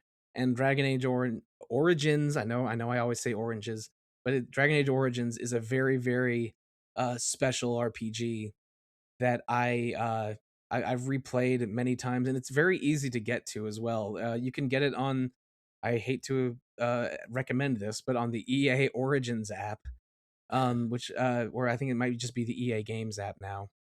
It's on sale all the time. You can get it for $4 sometimes, and it has I think one large expansion and then something like 5 or 6 miniature expansions, and a lot of those are very fun as well. So it was a game that sort of grew and expanded as its life cycle went on. Uh, I don't. It had very ambitious sequels in Dragon Age 2 and Dragon Age Inquisition that were interesting in unique ways. But to me, I think the first one really is the best Dragon Age experience, and it was fond memories of this game that made me as still interested in the Dragon Age world as I was when Veilguard came out a few years ago, a game that I did play to completion. So, and that wouldn't be there without nostalgia for Dragon Age Origins. Yeah, I like this game a lot. Didn't make my list, but I think It I made said everyone else's list. yes, yes. And I said earlier, like I think New Vegas is the best Western RPG of this era. I think this is probably like number 2. Yeah. It's really, really good. I also think it's like the last truly good game that BioWare made, which is maybe a controversial take, but Dragon Age uh, Origins was the last good game they made. yeah, one? the Man. Origins is the last Xenoblade true Chronicles good X wishes it was as good as any Mass Effect game. Oh, I don't know about that. I would rather play Mass Effect Andromeda than Xenoblade Chronicles X. Okay. I can't even believe that coming out of my mouth. Okay, that was exaggeration. But I do really like this game. I think it's a really good adaptation of like a CRPG to the console market at the time. Like it just streamlines things enough to be approachable, I think, for a wider audience that really wasn't playing CRPGs. But it doesn't lose a lot of the more the mechanical depth and like interesting tactical things in the combat that I think later Dragon Age games do lose. Later Dragon Age games yeah. almost become brawlers. Yeah. Where with whether you're playing mage, rogue, or warrior, you're basically just trying to still execute combos. Right. But this one, there's overhead modes. You can pause the game and direct your characters around. Yeah, it's real time with pause. Really. It delivers on, or I would say it improves upon the like Final Fantasy XII Gambit system for creating if-else statements for your NPC behaviors that really, really work well most of the time. You can get really granular with it, and I think the cast here is also fantastic, right? The characters are great. Morgan and Alistair. Are all really, really interesting and fleshed out, and I think they did a really good job establishing the world of was it Ferelden? Is that right? Or Thedas is the continent. And Ferelden is the southeastern corner of it that Origins takes place in. That you're in, yeah. But just the general world and lore and setup, I think, is really interesting. I mean, it is like in some ways like typical high fantasy, but they subvert that in some really interesting ways. That's really compelling. I mean, I think that's how this series continued for so long, is they did such a good job establishing the foundation here. And I don't think the later games ever really captured this again, but It's a really fantastic RPG, and I think if you want to get that kind of classic like Western RPG style from this generation, this is kind of the one you want to play. And yeah, it's really fun. I think it hit like perfectly time and place. Like I like what you said about it's the perfect console adaptation of like a CRPG, or like it's very palatable in that way. And yeah, speaking of the lore, I feel like this hit like right before the big Game of Thrones boom on TV, and I think like the stage was perfectly there for like dark fantasy with like political intrigue, and I think Hmm. that's one of the things that BioWare does best with their world building is like there are obvious parallels to the real world, but like it doesn't ever feel too heavy handed. And I think like the way that they, that their methods of exposition are like natural enough that you don't feel like there's never any heavy lore dumps. You know what I mean? There are code like the codex that you like in this game and in Mass Effect that you can like go through if you so choose, but like just playing through it, everything is revealed at such a wonderful pace by a diverse cast. I think that's one of the best things about BioWare is like the diversity of the characters that you can play. And like unlike most RPGs, in my case at least, like I actually want to see what everyone thinks about everything. I want to talk to all my Mm. companions all the time. Whereas Yeah, other games it's there's a like lot of dialogue in this game, with a lot of it being optional, but even just the moments where you're just pausing between areas and hanging out at your campfire and just chatting with your companions, you can get really excellent dialogue, and with a lot of player freedom in the dialogue too. This is a game yeah. where, I mean, at the risk of sounding like a telltale game of that era, like they will remember that when you when you say things. And The there's banter a relate between companions too, like they talk to Hmm. each other, which it's like I always choose like who do I want to pair up with each other, not just with me, but like I love Hmm. Alistair and Morrigan talking to each other mid battle. Like that's really fun for me too. Yeah, Oh yeah, the inter banter is excellent in this game. you Yeah. can tell Baldur's Gate 3 really took a lot, I think, from this game as Oh, well. for 100%, With that, sure, for 100%. yeah, sure. And there's yeah. even like small manipulations I would do in battle, because when I was designing my party, because again I've played this game multiple times, but like if I was doing a quest where I knew I would be doing all kinds of anti-church stuff, I would not around. I think 3 people in your party are quite devout, and they'll hate you if you do anything too blasphemous. Mm. But if I know I'm going to be super blasphemous at the Urn of Sacred Ashes quest, for example, it's like, okay, I'll bring along Morrigan, Sten, and and The Shale or dog. something, because or the dog, because they don't care about the church. If you bring along if you do something very blasphemous and you bring along Liliana, Wynn, or Alistair, they can get so upset at you that they leave your party. Well, actually, I don't think Alistair can, but Liliana and Wynn for sure will just leave your party if they hate you messing up the church too much. So just Mhm. this little and sometimes they'll even betray you, and you'll be forced to fight them, which is definitely the case for Zevran and Liliana in some cases. But like basically, I think you'll always have Morrigan, Dog, and Alistair. But other than that, pretty much anything or a lot of different outcomes can happen with your party members, and that's really fascinating. Yeah, And you I'm can not kill Zevran the first time you meet him, because unless you research the game beforehand, he just kind of ambushes you. You have no idea that he's a playable party member, and you can just fight back, right? yeah, So Yeah, well, I that's think what you have to Hmm. do is you have to make him the last target in the ambush, in which yeah, case the fight will end. yeah, And yeah, also, later in the game, one of his assassin ex-boyfriends will try to kill you. And if yeah. your relationship with him is low, he'll go back to his ex-boyfriend and you'll have to kill him. Yeah, And that's all really cool reactivity. these games if you were go to very in the golem side quest, if you bring Shale along and side against the golems, then she'll turn on you as well. So Mhm. there's a lot of little bits of interactivity that are really fascinating in this game. But because I played it so much, like manipulating that interactivity doesn't seem like a big deal. But you can surprise yourself with how things can go well or badly in Dragon Age Oranges, and it's a great feeling. I think it's worth bringing up, like I'm not ashamed to admit that these games were like sexy at the time too. It's like this wasn't a popular Oh, thing. the sex box, that was a big Yeah. controversy at the time. Oh my I'm not god, even yeah. joking. Yeah, That's no, like they, truly. Yeah, on yeah, Fox News, yeah. It's yeah, my sex yeah. box, and her name is Sony.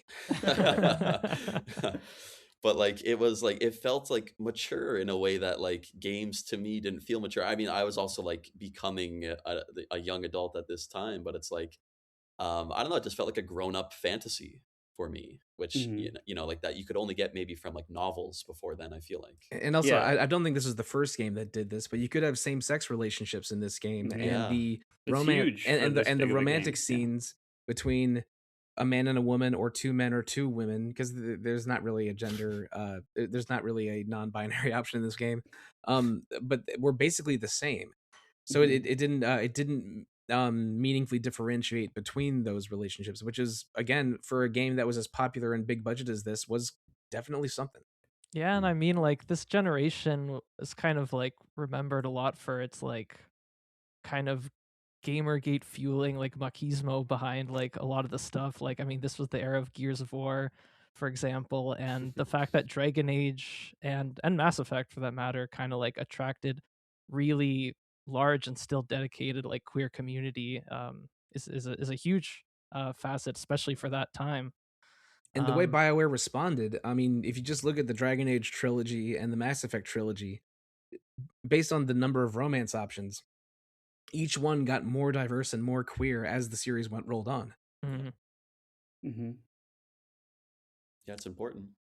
Yeah, I mean, yeah, I came to Dragon Age pretty late, despite liking a lot of BioWare games already over the years. I mean, you were there to see me play all three of the trilogy games, Sollosi. I did it all on Retro Encounter. We did that in late 2023 and the first half of 2024.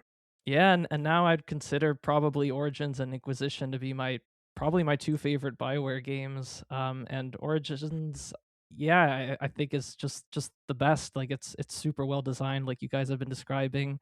The cast is definitely good. I do think the character writing got improved in the following two games, but the greatest strength I would give this game still is also just the role playing variety. Like, it was before like BioWare started introducing like voice cast, which became really popular with Mass Effect, and EA kind of pushed them towards that. The Grey Warden is a silent protagonist, which is not the case in other games. They kind of streamlined and sanded down a lot of the more interesting role-playing elements in later games, I feel like, after this. But yeah, and those origin stories you can choose from really just help immerse you in your role right off the bat, like having like a unique scenario for like an hour or so to help you really get a sense of who you are and like develop yourself through like this really nice variety and well-written dialogue choices you're presenting. You mentioned Baldur's Gate 3, Ben, which I think definitely did take a lot from this game.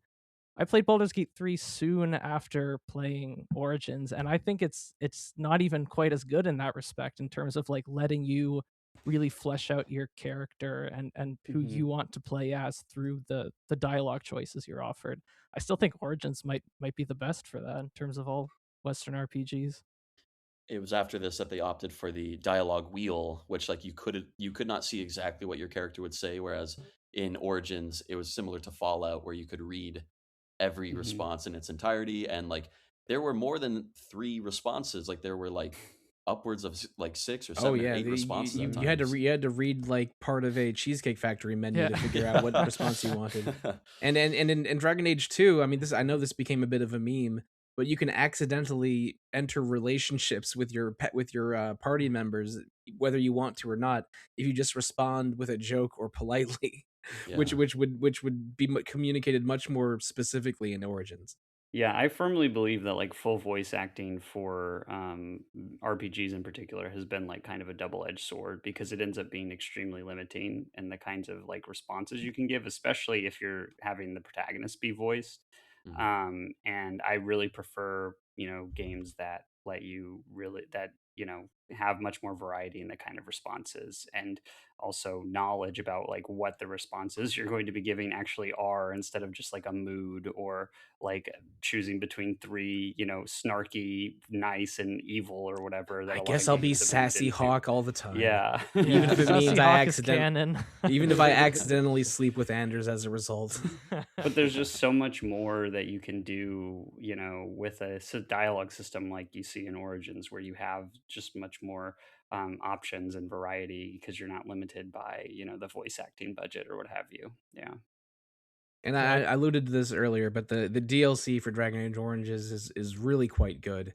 Yeah. And it has a full semi-sequel DLC called Awakening that is a 15 to 20 hour RPG in its own right, with 5 new full party members.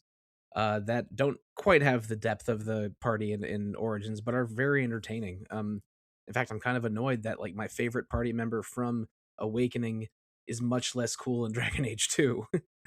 I mean, in uh, Awakening, Anders feels like another variant on I was talking about Alistair. Justice, but he Oh, but he count, Justice. yeah, Yeah. but that's true for both of them. Yeah. Yeah, honestly, I think if any game is like due for some kind of re-release, remaster, kind of combining of elements and things like that, I think this game deserves it. I'm 'Cause surprised we haven't gotten at least a hint of a trilogy remake, just like Mass Effect got some years ago.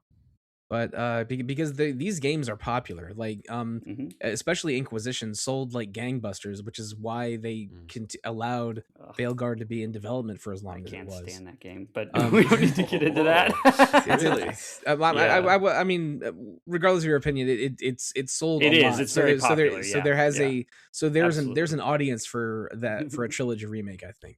For sure. Just for as sure. a trilogy, though, they're so incongruous. Like Oh the, god, the no, they gameplay each Yeah. feel like they're in a design. different season. Yeah, They all series at use times. different engines. Yeah. Yeah, it's And not even, like the Mass Canary. Effect where they're pretty similar to one another. Yeah, it's. But you yeah. know what? You bring up Mass Effect. I think it's time to talk about Mass Effect. I've mentioned it a couple times here.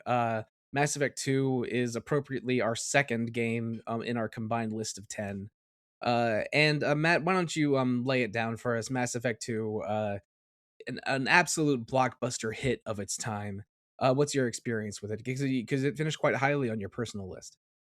Yeah, I mean, I am a sci-fi lover my whole life, and Mass Effect 2 and the Mass Effect trilogy quickly became like one of my favorite lores of all of sci-fi. Like I think the alien races that it presents and like the lore between them, the characters within those races are just like entirely captivating and lovable. But I came to Mass Effect 2 a little bit late. Like I actually skipped over one, and I was borrowing a friend's 360 at the time, and that's how I rented Mass Effect 2. And because the cover, I'm like, oh, cool, shooty aliens and hot ladies. Like, I'm gonna try this out, and I was blown away. And I did not see the connection at the time between that and Dragon Age Origins, which I had already enjoyed. And I was like, this is like this, but even better, like even more up my alley. And I played through the entirety of it there, and then I played through a buggy version of it again on what was it, EA Origin, like the PC version after. And then I was so happy that they released it on PS3 and then retroactively released Mass Effect 1. And I was like fully engaged and locked in for like the culmination with Mass Effect 3. Just so moved by it. But Mass Effect 2, I think a lot of people now, obviously it's very beloved, but some people criticize it's like watered down RPG mechanics in favor of third person shooter mechanics. But I do think that like it blends it really well and it makes it palatable. Just like we said before, like it's presenting a type of game to a massive audience that would otherwise not be that interested in this type of game. And I just think it is like the blockbuster game. I feel like for that aspect, like it is just such a well written, well coded game, and just I don't know. You can enjoy it without even playing Mass Effect 1 or 3, I think, just for the strength of the characters alone and the mission based structure. Just what a fun game. If you decide to skip Mass Effect 1, which I don't necessarily recommend, they even give you this little tease of a thing called a vid comic at the beginning of Mass Effect 2, where they walk through right. the story of Mass Effect 1, and you get to make 6 of the key pillar decisions from that game, so that they're reflected in Mass Effect 2. And on that note, I know this is not the first game that did this, but this is one of the first games I remember getting really into that had meaningful continuity changes decided by the player. Your decisions from Mass Effect 1 carry into 2, which carry into 3, sometimes to really, really great effect. And I came at this from an angle maybe a little bit like yours, Matt, but similarly weird. I had a couple friends that were obsessed with Mass Effect 2 around 2010, but I don't love shooting games, even to this day. Like the only shooters I really, really like are a couple Mass Effect games and a couple Far Cry games. Again, I really struggled to try any of the modern Fallouts, but I was pretty impressed with the slice of Mass Effect 2 I saw my friend playing, and I was able to get. But I also had this thing in my head. It's like I really should play them in order. So I got Mass Effect, but Mass Effect 1 was not yet on PS3. I think it had a much later release on PS3. A digital one, yeah. Like Yeah, so in like I 2011 or so. something Yeah. like that. And this might have been 2010 exactly when this happened. But I'm not 100% certain. So I wanted to play Mass Effect 2, but I was able to get Mass Effect 1 on PC. So I played that on PC and then jumped into 2 using the vid comic to set the decisions I wanted from Mass Effect 1, and then played through the trilogy that way. I think it's better to play the trilogy in order because there are some things you can do in Mass Effect 1 that don't carry into 2 if you use the vid comic method, like punching the reporter and stuff.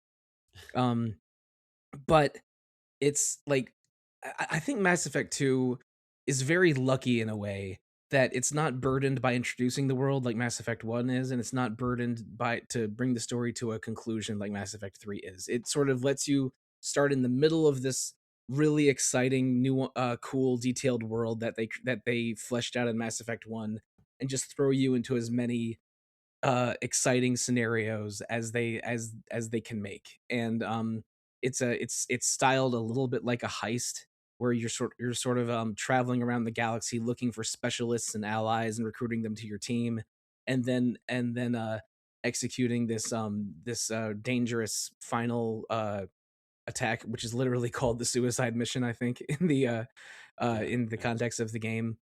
And by sort of setting these goals and giving you a lot of stuff to do in the empty spaces between those goalposts, there's Mass Effect 2 is consistently really just stylish and exciting from front to back. And I know that the Mass Effect trilogy is not 3 wildly different games the way the Dragon Age trilogy is, but they do sort of funnel along this a much clearer path. But Mass Effect 1 has more open areas, and you have more freedom in like gun selection and what you can do with your biotic powers. Biotic powers are basically psychic style magic, for if anyone in the audience doesn't know Mass Effect. And then Mass Effect 2 becomes more of a directed corridor shooter, but with superpowers. And Mass Effect 3 is a much more refined version of the Mass Effect 2 combat. And some people, and this was an era of way too many cover shooters, like your Uncharted's and your Gears of Wars of the world. But it's an extremely fun one of those with great characters, great dialogue, great in some pretty inspired sci-fi scenarios and characters. I think this is maybe, and also this is an era where DLC was becoming more and more accepted and commonplace, where I mean the horse armor jokes around one of the Elder Scrolls games are mostly Oblivion. over by now. Yeah. That was Oblivion. Okay. Yeah. Because I think that layer of the Shadow Broker is maybe the best video game DLC that's ever released. It's and a couple of the ones in Mass Effect 3 are almost as good, but Shadow Broker is awesome. And yeah, I love Mass Effect 2. It was number 1 on my list, and I am tempted to replay the Mass Effect trilogy almost monthly, because every time I've revisited Mass Effect, it just feels so exciting and fun to me that it's like it'll make me think blasphemous thoughts like, do I like this more than Star Wars? Is Yeah. Yes, I do. which is, I don't know, maybe true for me also. As someone who loved Star Wars as a kid and is not as nearly as much of a fan now that I'm much older. I'm in the same boat, Sollosi, and it's because like the aliens in Star Wars are just like background dressing. Like they are not consequential politically or like to the story in any way. It just beyond like, hey, look at that guy with a funny shaped head. Whereas in Mass Effect, it's closer to Star Trek, where it's like the history behind these races is like integral to the story, and like it just like I care more about the history of Mass Effect than I do about the history of Canada, practically. You know, like as a high school student. Oh, you know what I mean? I definitely do. I 100% care more about Mass Effect than Canada. That's great. That's great. I couldn't tell you that like when the Dominion of Canada began, but I could tell you when like the Geth betrayed the Quarians or something. You know, like truly. And I mentioned that like Mass Effect 1 is burdened by starting the story. Like your 6 companions in Mass Effect, or at least 4 of them, feel like they're just introducing their race and culture to you. Like every conversation with Tali in Mass Effect 1 is like, the Quarians are like this, and we have this whole thing on compared to the sequels. Yeah, and it's similar thing with Rex and the Krogans and Liara with the Asari. But in Mass Effect 2, I mean, all of these characters return, but now you're sort of existing in a world where the races and cultures are more are you're more aware of them, and they can sort of work within these scenarios rather than just always introduce new concepts to you. And especially Tali and Garrus, they're almost like Tali and Garrus are a little on the boring side in Mass Effect 1, and they are two all-timers of party members, at least to me, in Mass Effect 2 and 3. Yeah, yeah. I think the biggest sin of Andromeda is not like all like the gameplay hiccups that people criticize it for, but the fact that they essentially threw their lore and like world building in the trash in favor of like a new world. And it's like, no, like the setting is the best part of Mass Effect. They also had Natalie Dormer right when she was on Game of Thrones and made her boring. That seems unforgivable almost. Queen Marjorie. Yeah, Mass Effect 2 is still my favorite of the bunch. It did end up on my list. I had it at number 9, which is a spot that is much lower than I think I would have had it had I not replayed it fairly recently last year. And kind of more issues with the game kind of came out of that. I think at this point I appreciate Mass Effect's achievements as a trilogy more than I love any one particular game. I think if each of these games' greatest strengths were combined somehow into one experience, like the atmosphere of Mass Effect 1, writing of Mass Effect 2, and the combat of Mass Effect 3, I think that would be like a top tier game. But on their own, I think like kind of some cracks start showing for me at least. Like I played this game at the perfect age, I think, of 20. I really got into it just like you were describing, Matt. But since then, like I've played the Gears of War trilogy, which I think is much better from a shooter gameplay and level design perspective. And I also played the Age trilogy, which have much more compelling branching dialogue. So yeah, when I That's replayed the definitely game, true. it didn't quite live up to my memories. But I still think kind of by combining those things, being like an action shooter RPG, it's still a cool game. It's still a really great experience and deserves respect. So that's why it still did end up making my top 10. When I do not like this game. Whoa. So I figured, Ben. Really? I played Mass Effect 1, and I did find the lore and like the world building really interesting. But I don't really I didn't really like the gameplay, and then I really don't like the gameplay in 2. I think they kind of did the worst of both worlds, where they kind of streamlined a lot of the more interesting RPG elements that did exist in Mass Effect 1, and then it's like not a good shooter. And I'm a big fan of shooters and third person shooters in particular, and I just think it's not like it just doesn't. I don't think it's a very compelling shooter on its own, like the gameplay, and you spend a lot of time doing that. And I also can't get into the like. I don't really like Shepard. I don't really like the setup of that character exists in that world and like their role in the world. It's like being Jack Bauer but with aliens, and it just doesn't appeal to me really. So I've never even finished Mass Effect 2. Bounced off of it pretty hard, and I've not ever touched Mass Effect 3. So Oh, wow. this series just kind of passed me by. I'm not a big fan, but I appreciate that you guys all love it, and that's why it's on the list, right? Mass So, Effect 3 almost made my list in spot number 9 or 10, but that's mostly for how a few specific scenarios play out and character arcs play out. Mhm. And because oh boy, like the good half of the Mass Effect 3 story is amazing, but the worst half of the Mass Effect 3 story really isn't. Yeah. And it has a couple other excellent DLCs, like Citadel DLC and Mass Effect 3 is another all-timer. But yeah, Mass Effect 2 really felt like it captured a moment in video games, and the fervor for Mass Effect 3 when it came out was really, really intense. People wanted to see that trilogy to the end. But It's the character moments, I think. Yeah, it's like but it delivers on the character moments. yeah, but the dark middle chapter, I think is a lot of people's favorite, and it is my favorite. It's my favorite. It's probably my favorite PS3 game. I'm not 100% prepared to make that thought exercise right now, but it's not our favorite PS3 game because it finished second on our list. From the beginning, we had Fire Emblem Radiant Dawn finished 10th, Lost Odyssey finished 9th, Folklore finished 8th, Demon Souls finished 7th, Xenoblade Chronicles finished 6th, Fallout New Vegas finished 5th, Nier finished 4th, Dragon Age Oranges finished 3rd, Mass Effect 2 finished 2nd. But our number one overall game for this episode, Retro Encounter's favorite RPG on the PlayStation 3, Nintendo Wii, or Xbox 360, is a game that finished number one on two people's lists. So, Aleks, please do us the honors of introducing our number one game. It's Dark Souls, baby. It's Dark Souls 1. It's still my favorite of the modern FromSoft games. Man, like the world design, like this is what separates it for me. Like we talked about Demon Souls. Demon Souls is amazing at evoking like atmosphere through each of those individual worlds it does.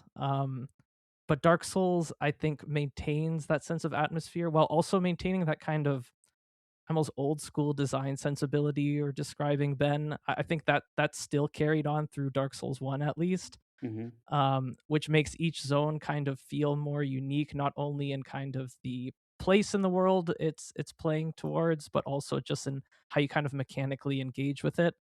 Like Sense Fortress being a big example, the forest where like kind of the enemies are kind of blended into the backgrounds and emerge. Like these are all like such cool individual levels with their own little mechanics.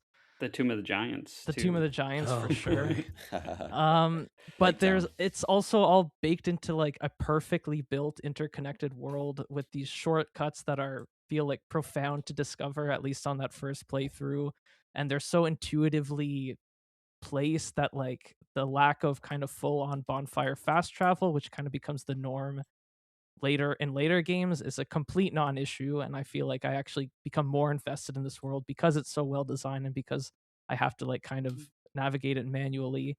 And there's even something to be said about like the way that FromSoft's level design going forward from here becomes a lot more sprawling, which I think allows for like very cool environments and things like that. Like Elden Ring's environments are beautiful. Bloodborne's kind of more bigger environments are great too. But there's something special about the compactness of what Demon Souls and Dark Souls 1 is working with. Like there's really not a ton of game space, but like it's also tightly designed that like I can like think just from memory like exact enemy placements and like just navigating through it, like little kind of like boosts in verticality, because like this world is kind of built very much in up and down, and as you're kind of going through the adventure you're moving up and down in these ways that like feel really significant and special. I don't know how else to describe it. The verticality is really impressive in this game, and sometimes terrifying, like when you're going down the roots of that tree. Oh my god, the ash lake. That's terrifying. Yeah, that's such a cool, and like the way you even get there where you have to like break the hidden wall behind the chest or whatever in the trunk of the tree. I never would have found it if there weren't like 25 messages from other players like surrounding that spot. But getting out of it is even harder and like more scary. Yeah.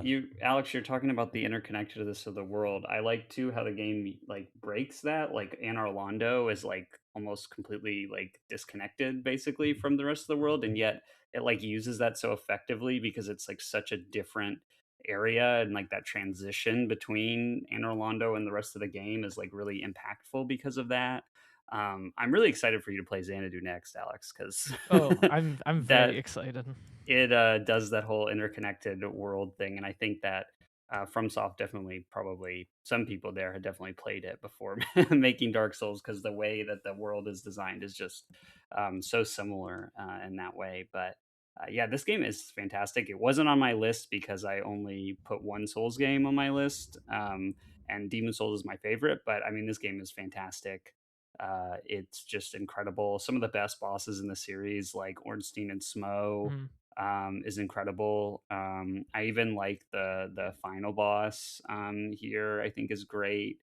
I even some of the bosses that aren't like mechanically the best are still conceptually really interesting. Like Gravelord Nito, I think is just like such a cool design. Yeah. And yeah, Sif is really cool. Seath is conceptually cool. The fight is not that great, but Mm-hmm. his whole backstory and everything is really cool. Yeah, I think Seif gets better if you do the Artorias DLC and then learn Seif's backstory a little Yeah, bit. yeah. But the Artorias fight, that's a great Oh fight. yeah. Well, you were talking about earlier, Sollosi, best DLC ever This made. is a big I think contender. Artorias Yeah. of the Abyss. It's a is very the it's a best very good DLC. DLC that wishes it was as good as Citadel. I agree. Oh. I don't know about that. Artorias of the Abyss is so good. The levels are so good, and it's probably like the 3 best boss fights in the game are in that DLC. For sure. Yeah. Between Artorias, the Calamite, and Manus. It's just, oh my god, back to back, just incredible fights. I do think that this is kind of what establishes the like really crazy duel Yeah. design that later Souls bosses would fall into. But I think the 4 bosses in the DLC feel like they could have been from Dark Souls 2 or 3. yeah. But But the I standard think, of animation is so raised for those boss fights. Oh, yes, yeah. Like Yeah. that, yes. I think that's what did it. Like Artorias, the way he moved, which like kind of Oh, like yeah. also reflected what his backstory is, like his Mhm. corruption. Like that was Mhm. yeah, like it used like kind of more advanced animations, both like Mhm. to develop him as a character and to like really give the feeling that you're dueling him, which is Yeah. just phenomenal. It's incredible, and I think that these are the best of those kind of bosses that FromSoft has ever designed. I think these 3 really kind of are the peak of that. And then, I mean, not there's some great bosses later, but I think these are really, really impressive, really demanding without falling into the like, oh my god, there's another freaking phase to this. Like, what the heck, you know? They kind of avoid that problem. So yeah, it's oh man, just such a good. It, j- it is like I think FromSoft at like the peak of their development powers. I do like Bloodborne maybe more just because the setting I'm really into the setting of Bloodborne, but uh, that doesn't exist without Dark Souls, and this game is really what put them on the map and established them as like a contender in the AAA space, right? And just a really incredible game, and the concepts I think in this game for the world are just really, really interesting. Like when you drain the water in the New Londo ruins. New Londo ruins, Yeah. and it's just like all the bodies piled up. Like Yeah. the environmental storytelling in this game is really incredible, and it also has like I think the most memorable NPCs of any Souls game. Yes. I mean, obviously you have Solaire, but you also have what's the guy? That silly onion helmet guy. Oh yeah, Sigmire. Sigmire, Oh, yes, Sigmire, yeah. of Katarina. Yeah, he is really cool. You also have the guy that I can't remember his name, but you free him from the prison, and then you have to fight him later. He ambushes you With the golden armor. golden yeah. armor. Oh, the one who yeah. kills the. Oh, that's Yeah, he's right. the Yeah, firekeeper. he kills the Yeah. fire. He Mhm. kills the firekeeper and takes her soul, and you have to find him in Mhm. a hidden gate in Anor Londo. Yep. Yeah. Oh, I remember that. That was a pain. The Sun And also Princess as the- well. Yeah. Oh, you Mhm. talking about Guinevere? Oh, I One of remember those. Guinevere. Chest ahead. Yeah. Yeah. Or the painted world of Yes. Ariamis. Oh Yeah. my god, that is such a cool. Yeah, that's almost like secret level. it's a little self-contained like Yes. Mario 64 garden. Yeah, in the, yeah. in the Yeah, middle no, of, very in the much middle of a so. giant Castlevania Yeah. game, but it's Yeah. awesome. And it's like all the like really screwed up monsters in there that are like versions of monsters that are in the other parts of the game, but like even more weird and kind of grotesque. It's just the game is so good. There's so much And cool stuff in it. Aleks was talking about how the world design philosophy changed in later FromSoft games. That might have been informed by having fast travel unlocked from the beginning in Dark Souls 2 and 3. Well, in this game, Yeah. it unlocks at roughly the halfway mark. Yeah, and this but- game's not afraid to let you wander into areas that you're not supposed to be in yet, and that are gonna screw you over. That's normally okay, except I'm glad it did not happen to me in the Ashen Lake, because that would have been been a true nightmare if that had happened to me. I've heard it happen to others. Yeah, you can get kind of stuck there. But stuck there. I didn't deal with that until after I was long done with Anor Londo. But I mean, I'm playing Dark Souls 2 right now, and it does feel like it feels a bit like a spider web, but the long strands of the spider web don't have very many interconnecting paths. It's almost like semi-linear corridors that each go in a different direction, even though there is some intertravel. But Dark Souls 1 really does feel like everything is connected to everything else, and sort of separations like the Painted World feel like exceptions and not the rule to the interconnectedness of Dark Souls as one's world. And they're even the to parts really of the great game, effect. yeah, even the parts of the game I don't like as much, like the dealing with the darkness of the Tomb of Giants or everything about the Bed of Chaos. Like those aren't good, but the rest of the game is so good. Tomb That's of why they Giants stick is out. good. No, Tomb I'll of agree. Giants is I agree with Bed of fantastic. Chaos, Tomb but of- everything else Tomb in the of second Giants half. it's like it's oppressive and frustrating at times, but I found it that way. But I'm not gonna deny that it's good. It is So good. cool. It is good, but at times I hated it. It's It's clear. so It's cool clearly a wandering level through the for dark. Drakengard enjoyers. Yeah. Yeah. Wandering through the dark and like dropping off of like the massive like bones and stuff. Oh, it's the so horrible cool. skeleton dogmen too, like Yes, the gigantic. with the giant heads. Yeah. I I'm saying feel like sometimes I want to watch a Werner Herzog movie. Sometimes I want to watch a Rob Rodriguez movie. that's right. That's Or, right. like I want Antonio Banderas to ask me if I'm a replicant or a replicant. I think it's like the logical like design continuation of games like Symphony of the Night and of like Super Metroid. Like that's the way I've always felt about the scale and like the way that they slowly crank up the scale with the difficulty, which you guys expressed really well. But I often think about, and no one ever talks about, this game is responsible. I mean, obviously, like we would not have Elden Ring or all these great games without it today. But I think specifically the marketing of this game, the "Prepare to Die" slogan, I think is responsible for this game like exploding in popularity. Like there were so many commercials on TV at the time and in magazines about "Prepare to Die," right? And when I saw this, like I first played this game like because I was already a big fan of Demon Souls. I played it on New Year's Eve, and I had no plans at the time as a teenager, and I just started it and played it all night. And like, oh my god, just the way that like the aimlessness of it and the darkness of it, and like you guys have expressed, like the boss designs and like when you start the adventure, you would never think that you could conquer a fight like Ornstein and Smaug, right? And then like just the hurdles that it pushes you over, just so naturally, like the slight upward slope, like I think Anor Londo is maybe one of the greatest like game areas period in all of gaming. It Yeah. is. It's fantastic. The it's reveal the of best it. 3D Castlevania game. Is the Yeah, Anor yeah. Londo Yeah. chapter of Dark Souls. And I still to this day like dread those silver knights on the Oh, with on the bow and the arrow.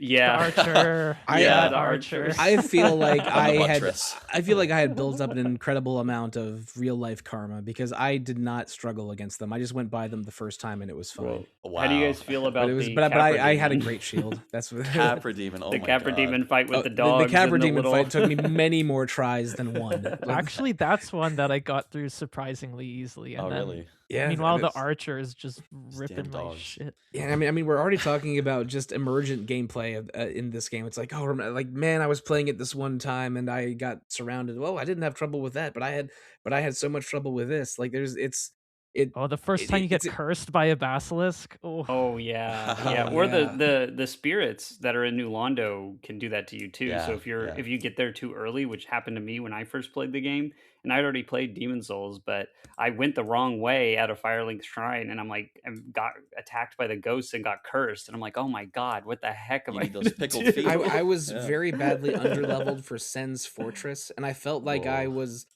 like a Tom and Jerry cartoon that stumbled into Indiana Jones. I was dying to saw Oh. blades and falling boulders so many times. Well, Sin's Fortress is such a great area because So it really goofy. is like the Benny Hill theme is just like playing as you're Yeah. like running through there. All of the stuff like swinging out of frame and hitting you, the boulders running down the cliffs, the enemies waiting for you right when you come around a corner. It's oh man. I think they perfectly balance like boss difficulty with like area difficulty. Whereas like Demon Souls, like the areas are really hard, the bosses are really easy.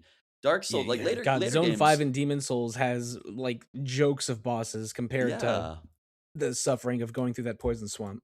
they have no runbacks nowadays, and like modern game, like modern Souls likes, they have like incredibly ball bustingly difficult bosses with like 5-second run back times. Mm. Whereas here, I had to run through Sen's Fortress every time that the Iron Golem pushed me off the rooftop, you know, or like the Seath the Scaleless Yeah. run back with like the invisible bridges and the crystals. Like that is like a 5 to 10 minute run back every And you time. have to be focused. You have to be Yeah. so Yeah. focused. You have to Yeah. go through like a full third of the of the demon hellfire area every time you lose against the Oh. bed of chaos. Oh my god, the lava draining. Yeah, yeah. It's And like there's nah. like a million Capra demons under the lava.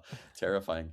Yeah, like they Yeah. take these two early game bosses, the Taurus demon and the Capra demon, and they make them into And make 'em regular, regular enemies, enemies, for the yeah. for that part of the game. Well, we're waxing poetic about Dark Souls, and I know listeners, you can't see the scoring table that I have in front of me here, but it was not close what finished number 1 overall. I think 1 point separated each game ranked 4 through 8, like Folklore, Demon Souls, Xenoblade Chronicles, Fallout New Vegas, Nier. Those 5 games could have been shuffled in almost any order if one of the panelists had moved one of those games around a little bit. But the second place game, Mass Effect 2, had 22 points, and this had 31. It was a full standard deviation or more above second place. It was the number 1 game on Aleks and Matt's lists, and it was the number 2 game on my list. And if Ben wasn't following a 1 game per series rule, the lead might have been even larger. So I think it's close to unanimous that this Yeah. is the favorite PSWii60 game of this Retro Encounter panel. But we've been going for over 2 hours, and I do not want to burden our editor any more than we already have. So listeners, I want to thank you for going on this journey with us. I had a lot of fun doing my first Retro Encounter hosting gig in many, many months. I can't guarantee it'll happen again, but Ben, I think you hinted at something that is going to happen very soon for Retro Encounter. Coming next, we have 2 episodes on Xanadu next. That is how do I describe this? A Falcom action game with roots in the very origins of Falcom that is definitely not your Trails or Ys Falcom Yeah. typical experience. It's a very like dark fantasy. Actually takes a lot of influence from things like Diablo. It's very different than a lot of Falcom's other work, but it is very, very good. And it's kind of their take on like a dungeon crawling action RPG. So I'm really excited to play that, and I hope people will enjoy the episodes. And speaking of dungeon crawling of a sort, the episode after those 2 Xanadu next episodes will be a new tier list episode about a series of games where dungeons might feature prominently. But before we go into housekeeping, I do want to give us an opportunity to go over the rest of our lists. Again, I don't think any of these games were picked. I think only Mass Effect 2, Dragon Age Oranges, and Dark Souls were picked by 3 people. There's a lot of uniqueness to each of our lists. So if anyone wants to give a quick shout out to a game that we have not talked about yet that appeared on your list somewhere, now is the time. We got to keep it fast. I'll go first. Aleks had Yakuza 3 on his list. Yakuza 5 did make my list in the bottom half. I love the virtual tourism of that game, visiting 5 Japanese cities, and it was maybe the origin of Yakuza as a theme park, and I really, really like Yakuza 5. I'll just drop a few names. Final Fantasy XIII 2, not vanilla. Elder Scrolls 4 Oblivion, Ni no Kuni, and I think really underrated or not appreciated enough, Deus Ex Human Revolution. That was a very early Retro Encounter episode, and me playing that game really did sound like a Benny Hill theme playing at all times. I was throwing grenades and having them hit the roof of the room I was in and land back on me. It was that was a clown show. Yeah, so I'll just name a couple that I had. I went a little Wii heavy on my list because I figured that most people wouldn't pick too many Wii games. So a couple that were on my list but didn't make the full list are Sheeran the Wanderer. It's just titled Sheeran the Wanderer, but it's the third game in the third mainline game in the series, and that's on the Wii. Very good game. Another is Another Code R, which is a point and click adventure game made by Sing. That is really quite good. It did have a remake on the Switch recently, but I do think the Wii version is better and is worth checking out if you like that style of game. I'll shout out Monster Hunter Tri, which is a game that began in Obsession and that I think is still a really unique and interesting experience to this day for anybody who's interested in the series has never played it. Fable 2 is a really stupid game that I have a lot of fun with. And Bastion is basically a game that reignited my love of video games at a time where it was most faltering. So I love it for that reason. Bastion also made my list, and it really was like the Xbox Live indie games, Xbox Live Arcade era, where there was a lot of excellent indie games available with more access than ever at that time. Mm-hmm. A couple games that made my list that we haven't brought up yet: Disgaea 4, A Promise Unforgotten. The best Disgaea. I think so. Yeah, it's the best Disgaea. It has a lot of good gameplay refinements and a surprisingly poignant story at times. Really good story, yeah. And Valkyria Chronicles, a hybrid strategy shooter game for the PS3 that's made with a lot of the same Sega team that made Skies of Arcadia, which is why Vice, Ica, and Fina cameo in that game. But it's a very fun strategy RPG of that era.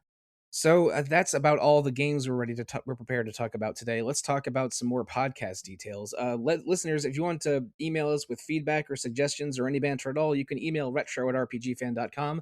Also follow RPGFan on Facebook, Instagram, Threads, Twitter, I'm not going to say it, Blue Sky, Twitch, YouTube, and other places, always as either RPGFan or RPGFan.com.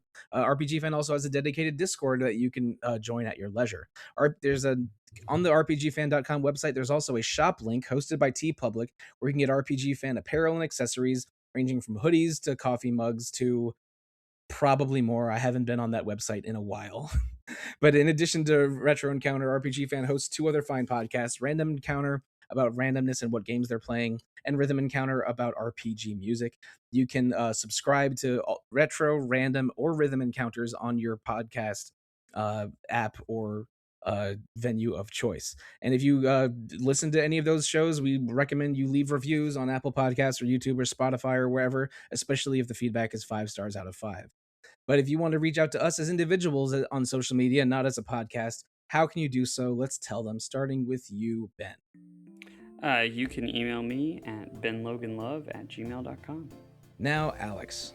You can email me at alexfraniczek@gmail.com. And Matt. I guess just comment on RPG Fan socials, and I might be hovering around there. And for me, you can find me on Blue Sky, Instagram, or RPG Fans Discord. On all three places, I am at Evoker for Dogs. So, oh boy, I wish I had thought of something clever to end this episode with. But I'll just say, I'm Commander Shepard, and this is my favorite podcast on the Citadel. Thank you, good night, and good luck.